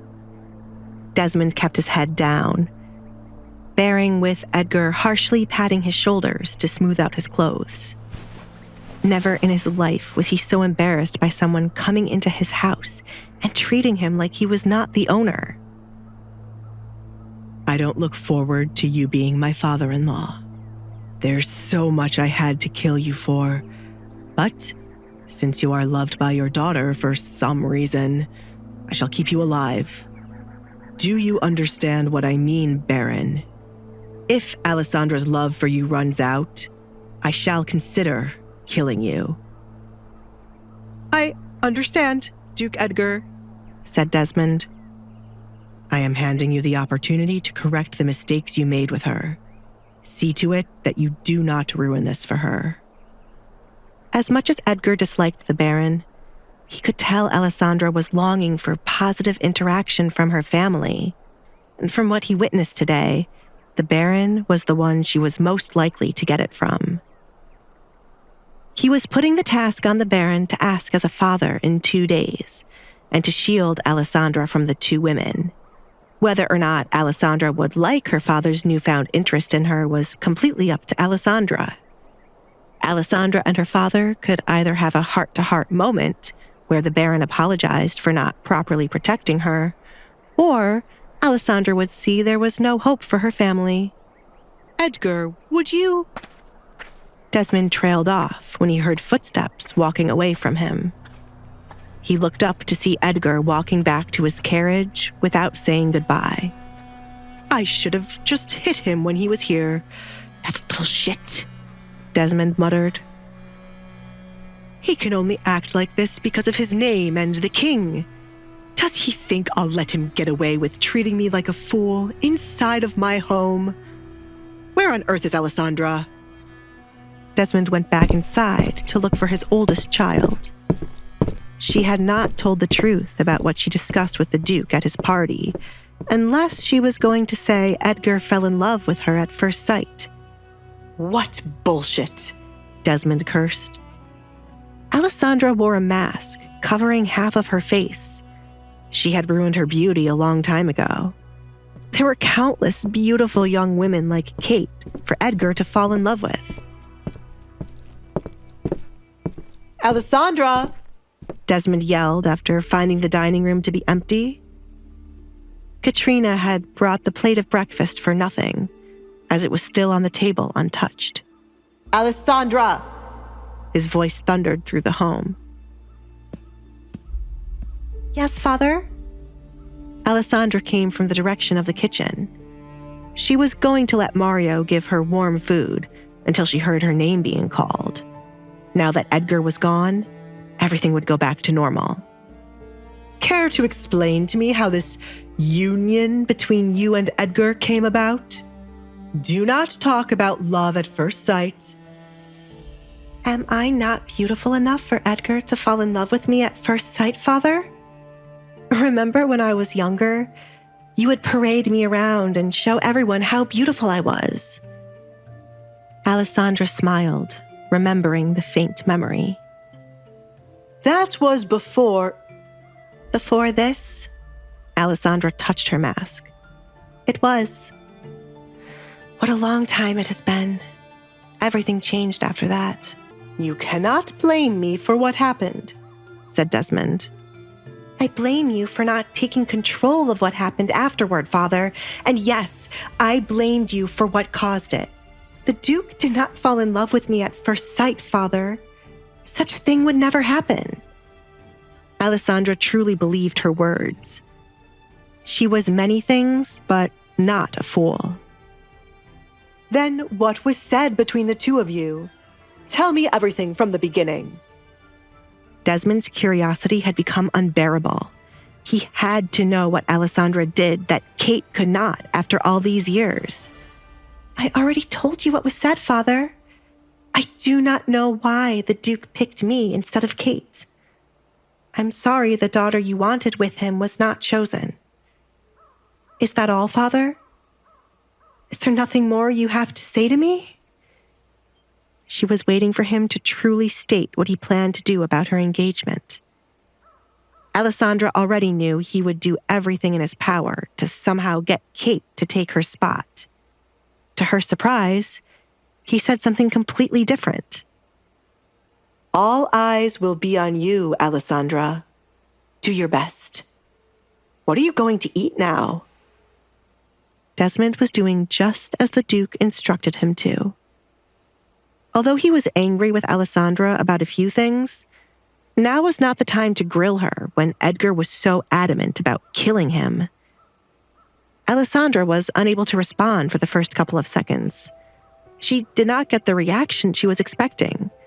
Therefore, she did not know how to react. She wondered if the Duke said something to her father to make him act like this. I am going to the kitchen for warm food. I see. Forgive Kate and Katrina for the things they have done. You have to understand their point of view. When you are done, go back to your...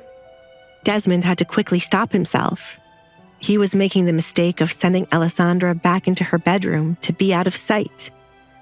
Do whatever you want. Understand their point of view? Alessandra wanted to laugh in his face for saying such a ridiculous thing. Why did she have to be the one to understand everyone's actions towards her and have to forgive them? Why couldn't everyone else admit their faults instead? To see her father have no shame in saying these things was disgusting. Her father was only trying to play nice to avoid Edgar's wrath. I picked a good man, she thought, as Edgar was doing a good job in shielding her so far. Edgar handed her the opportunity of 2 days where her family had to play nice to her. They could do nothing in those 2 days. For when the Duke arrived to collect her, should there be anything out of place, he would take his anger out on them. Alessandra accepted the illusion of having a family who got along with her for 2 days. She wanted to see what life would have been had she not been outcasted for most of her life. Even if it was all fake, she would enjoy it to the fullest. Thank you, she replied to her father. It would be fun to mess with them while they could do nothing but hold in their anger and smile. A perfect ending to their ill-fated relationship. After these 2 days, she would completely cut ties with her family, ending on a fake good note rather than arguing. Excuse me, I'm going to find Kate and Katrina. Alessandra watched in amusement as her father turned his back on her to go plot with Kate and Katrina. Edgar was right to not let her come stay with him so easily. There was so much fun for her to have here.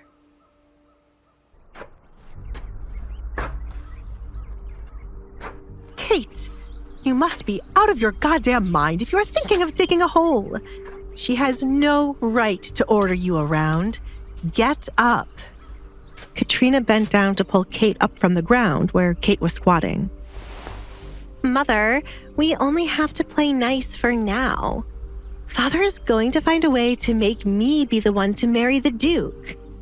Kate shook off her mother's hands and continued to dig. She yelled, falling to the side when an earthworm popped out of the dirt. That is why I said to get up, Kate. Katrina stepped back as she too was afraid of the tiny creature. This is ridiculous. This is so gross. This better all be worth it in the end. I am not letting her take what's mine. Kate used a stick to fling the worm from in front of her. Father already has someone he's going to marry Alessandra off to, so she can't marry Edgar. Really? He never mentioned anything to me, said Katrina. You wouldn't have kept your mouth shut if I did.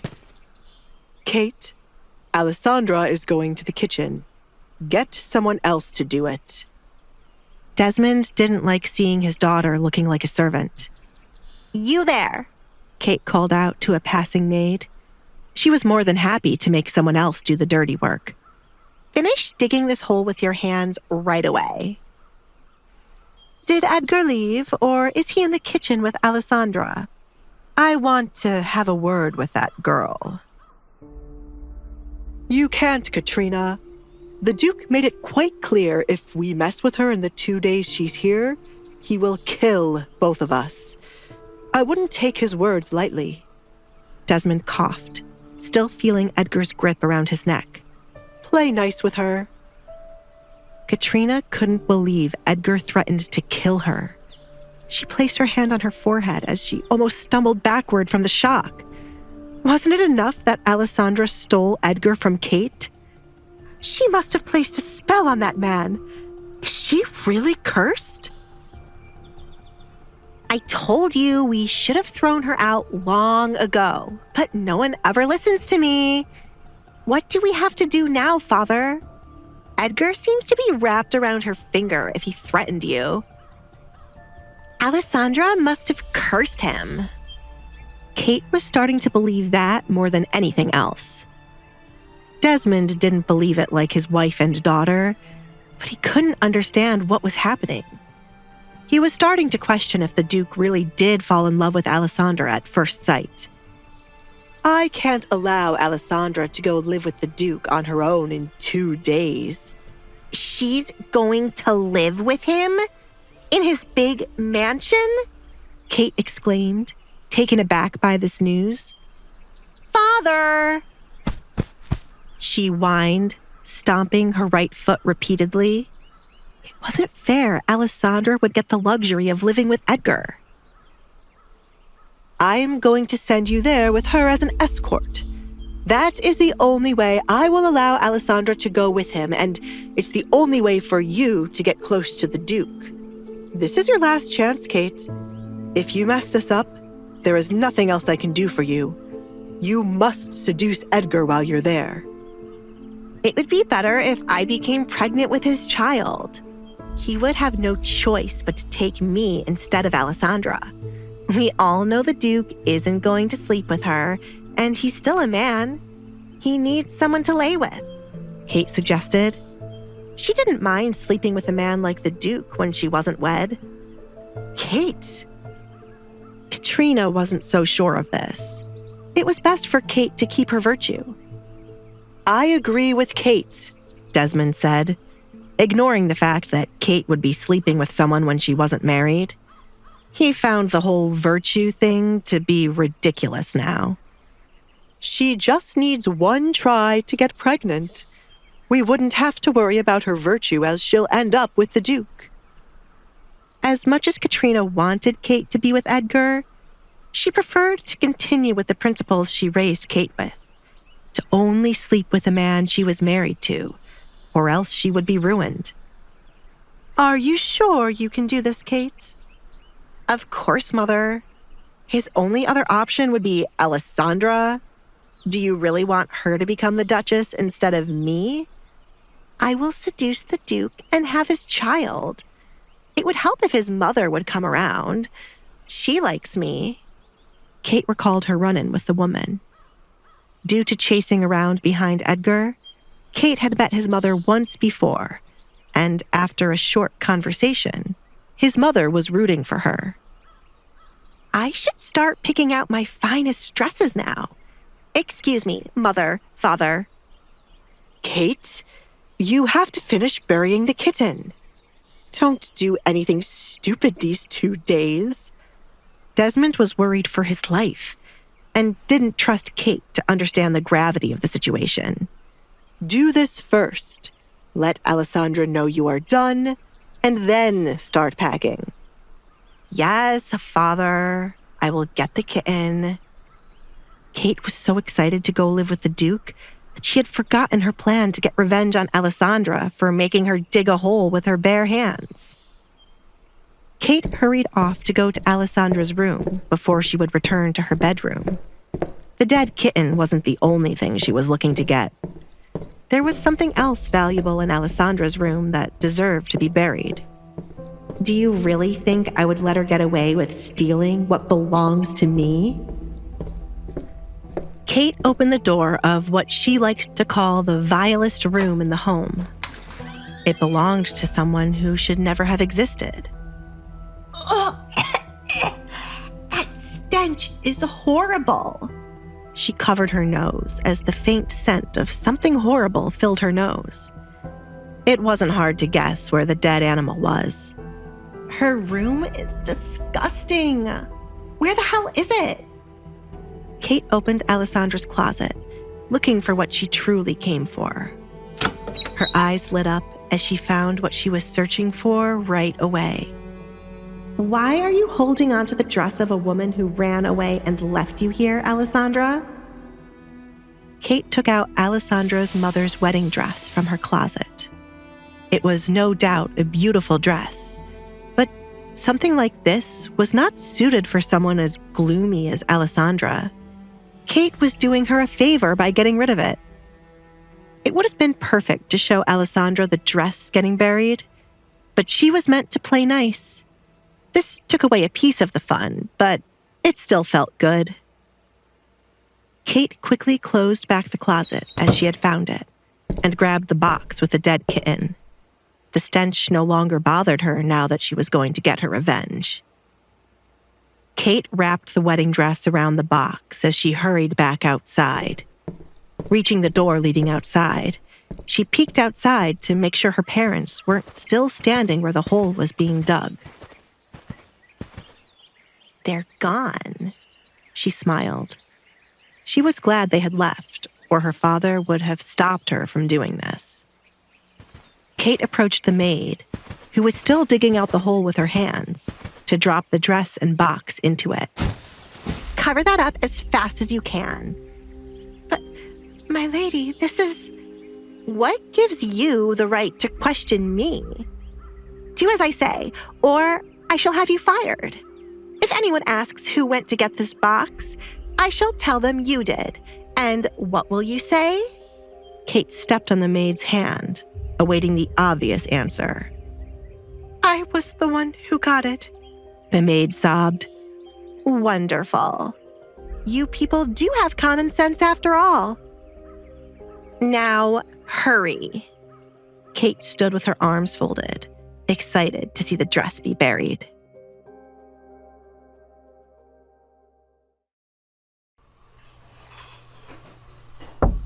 Mario.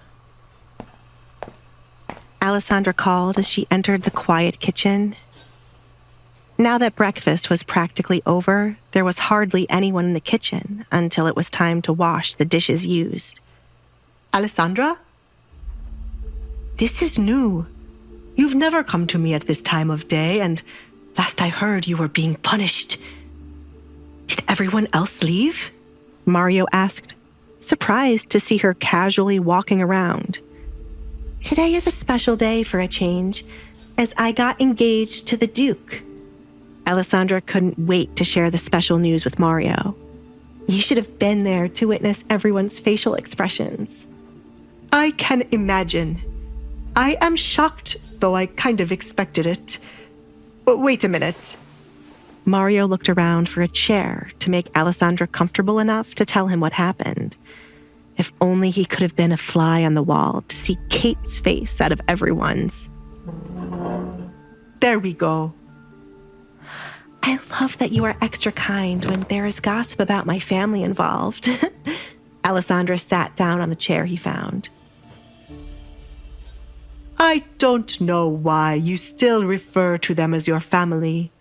The Duke will be your family now. Screw these heartless people, Mario said as he took his own seat. If he was in Alessandra's position, he would have let the Duke just kill them. I am not married to Edgar yet, and at the end of the day, they are still my family, even if I don't like them. I'm going to be here with them for 2 more days, and then I'll be going to live with the Duke. What? Mario's eyes went wide. He wasn't expecting Alessandra to be leaving so soon. See, This is why I don't like Edgar. He is stealing away the only Barrett I like. I told you to come with me. I can ask him to pay off your debt. Both of us should leave this place, said Alessandra. Mario was her only friend here, so it was only right that she helped him leave this place with her. Mario shook his head, turning down the offer once again. I'm going to work off my debt myself. You just need to worry about yourself and enjoy your new luxury life. Now tell me, how did they react? Kate looked so distraught. She whined like a little child and stormed off, but then came back to apologize. I didn't forgive her so easily. Right now, she is supposed to dig a hole with her bare hands. We both know Kate probably has someone digging that hole for her, since you are here with me. But I like what you're doing.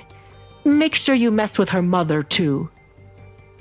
Mario hated Katrina more than anything in this world. I have a couple of things in mind, but first, breakfast, please?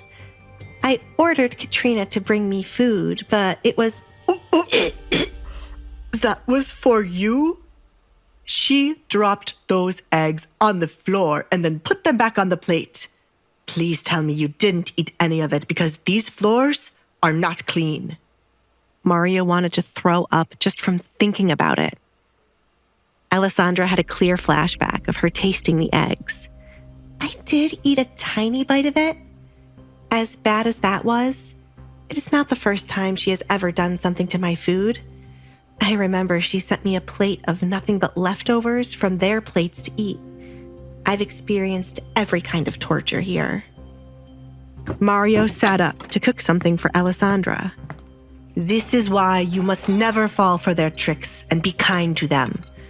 Make their lives hell, or I shall never speak to you ever again.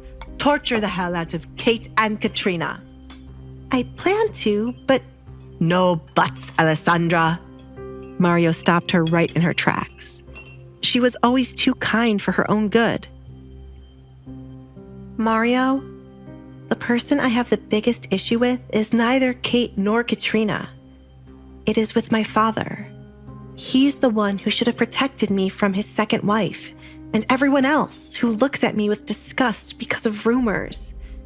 He never did anything to help me.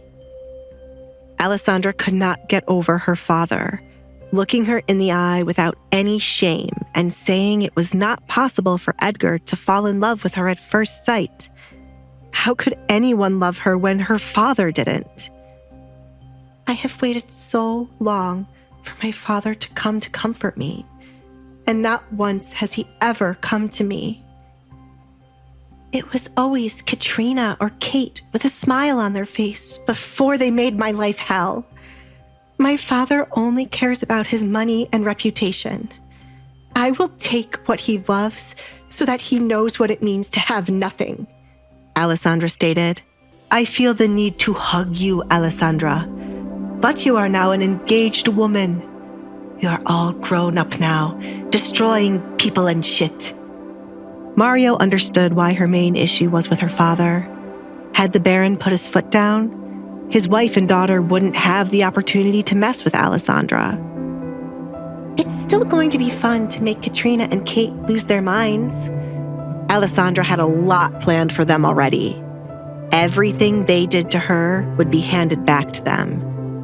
This house will finally be interesting. The food is going to take a minute. Are you going to wait here or go somewhere else? You are practically the lady of the house, with the Duke as your knight in shining armor. The words felt strange to Mario when he said them out loud. I will get a book to read.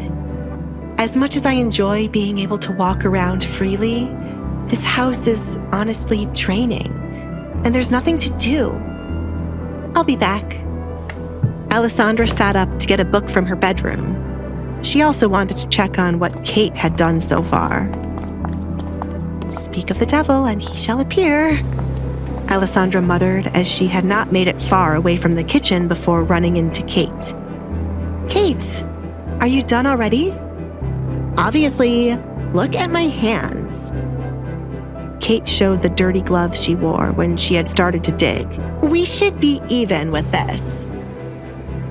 Kate, I can hardly count how many things you have done to me for us to be even. This is a start for you to make amends with me. Do not think I have forgiven you just because you dug a hole. Alessandra said, Why? I'm trying to be nice to you, Alessandra. We are sisters, and it's about time you start acting like it. You're about to be a married woman. Stop acting like a child. I know you, Kate. I know the real you. And I won't fall for this illusion you and Father are creating, like you're trying to be nice to me. Save your breath and energy. Alessandra saw right through Kate the moment she apologized. I do not know what you're talking about. Why don't you go outside and see where your little dead animal is buried? It was more fun than I expected.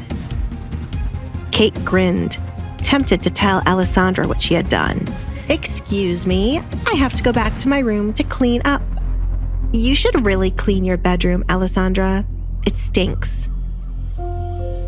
Alessandra grabbed Kate's arm, preventing her from leaving. What did you do, Kate?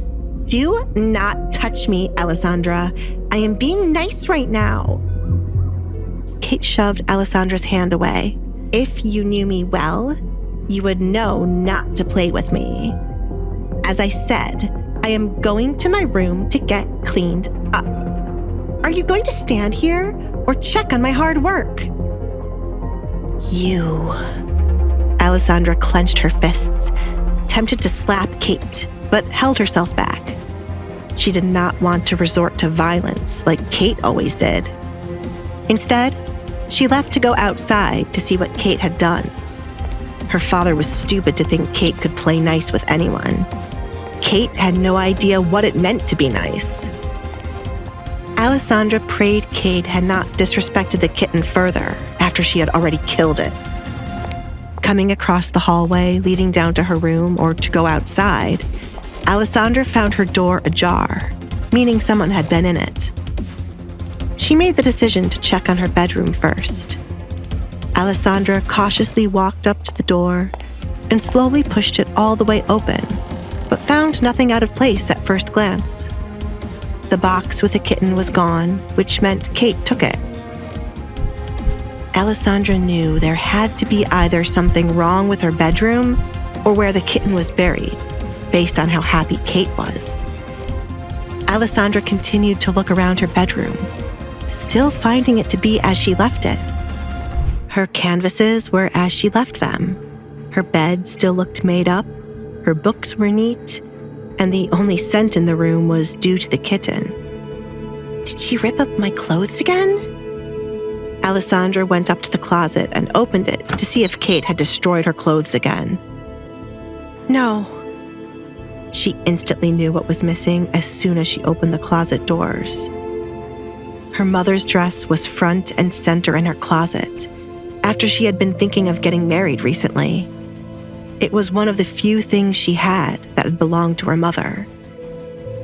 Alessandra did not know whether to laugh or cry about the situation, but one thing for sure, she regretted not slapping Kate when they were face to face.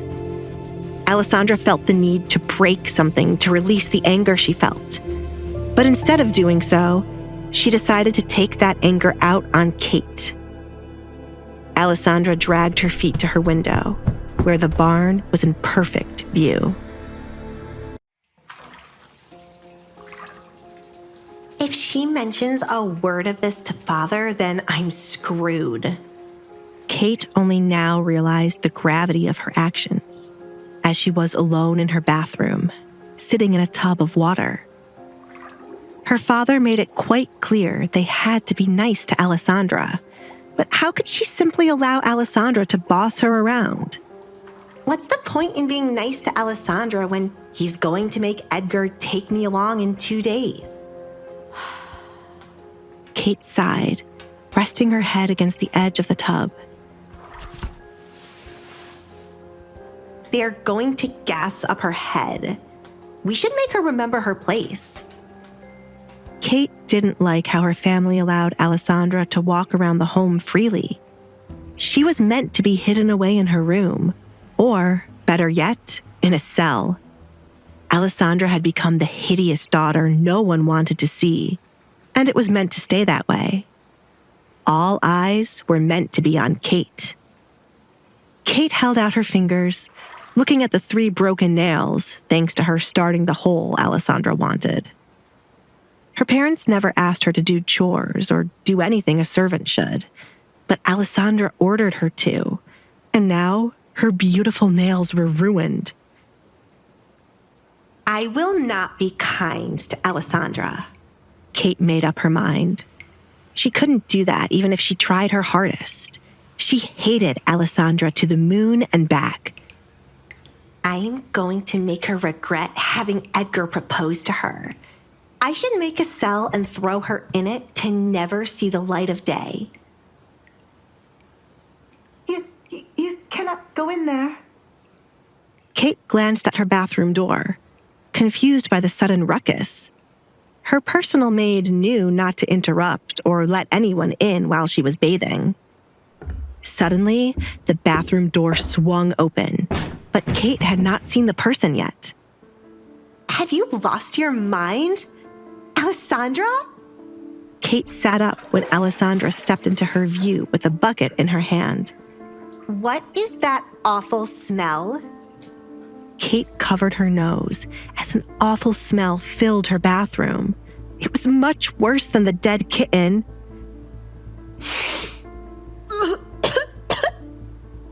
Kate, go and dig up my mother's dress right now, said Alessandra through gritted teeth.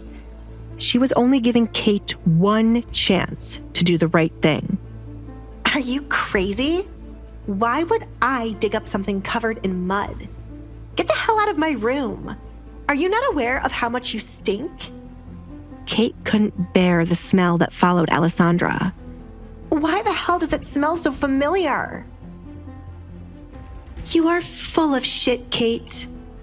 Alessandra threw the contents in the bucket she carried towards Kate in the tub. Kate's eyes were wide open as a brown substance flew towards her face and the surrounding area in the tub. What is... Kate trailed off as she saw something floating in the tub, changing the water from crystal clear to brown. If possible, Kate's eyes opened wider as she realized what Alessandra had thrown at her.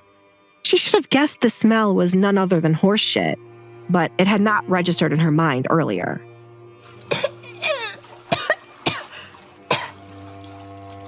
Kate tried to scramble out of the tub to get away from the shit floating around, even though her head was already covered in it. Unfortunately, as she stepped out of the tub, Kate slipped on shit and spilled water, falling to the floor in more of the horse shit which had not made its way into the tub. No. Kate started to freak out even more as her leg was now covered in shit. She almost hurled, disgusted by the sight and smell of it. It suits your personality, Kate. Did you honestly think I would let you get away with ruining my mother's dress? You have to be the crazy one, Alessandra said, walking to the sink to turn on the water while Kate began to have a breakdown. Alessandra placed the bucket in the sink to let it fill up halfway while she swirled it around to mix up the remaining pieces of shit with the fresh water. Get this off of me! Kate cried as she grabbed a cloth to start wiping it off. She was naked on the cold floor with no one to help her. She quickly rubbed off the shit from her face, hands, and her hair, but the scent was something she could not easily get rid of. It felt like she had it in her mouth, and each time she swallowed, she could taste it. I'm going to kill you for this. Kate screamed when Alessandra threw the second batch on her. As it was more water now, some of it made its way into Kate's mouth as it was open while she was talking. It was the final straw for Kate, making her throw up right on the floor.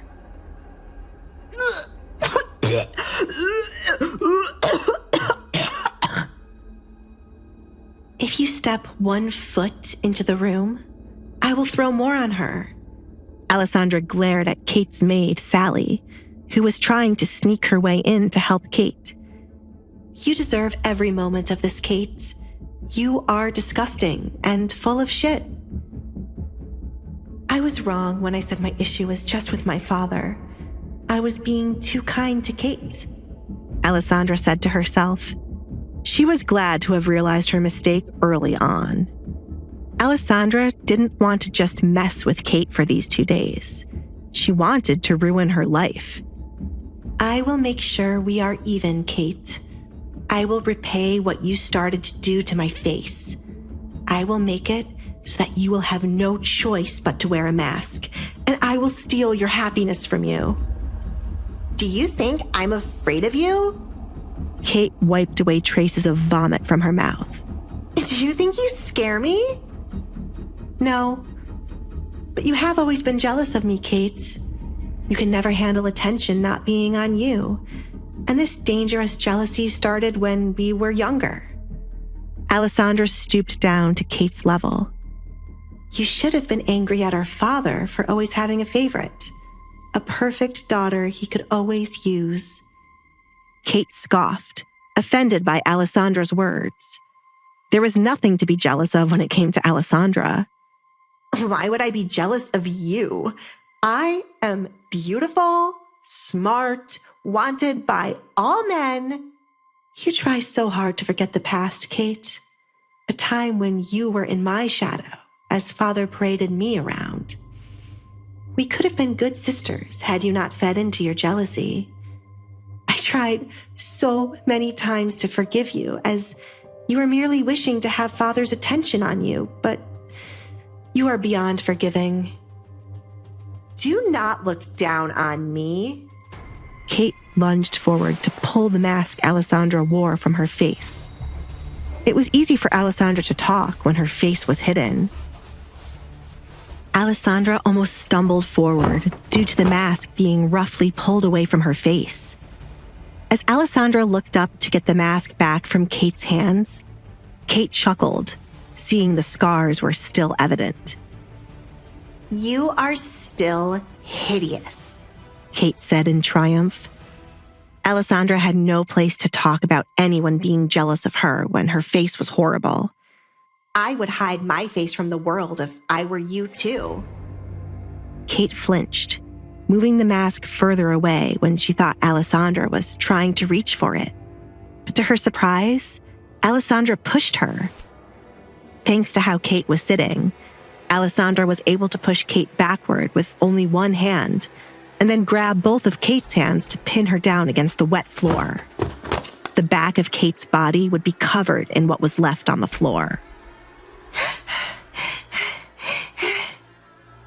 Kate struggled to get out of Alessandra's grasp and used her feet to try to kick Alessandra off of her, but it did not work. Get off of me! Sally, help me right now! Kate yelled to the maid. One day, your face will share the same fate as mine, Kate. I'm going to make sure you wish you were dead, just like I once did. Always remember, your actions are responsible for the woman I shall become. Be prepared, Kate. I'm done with being too nice, Alessandra warned her.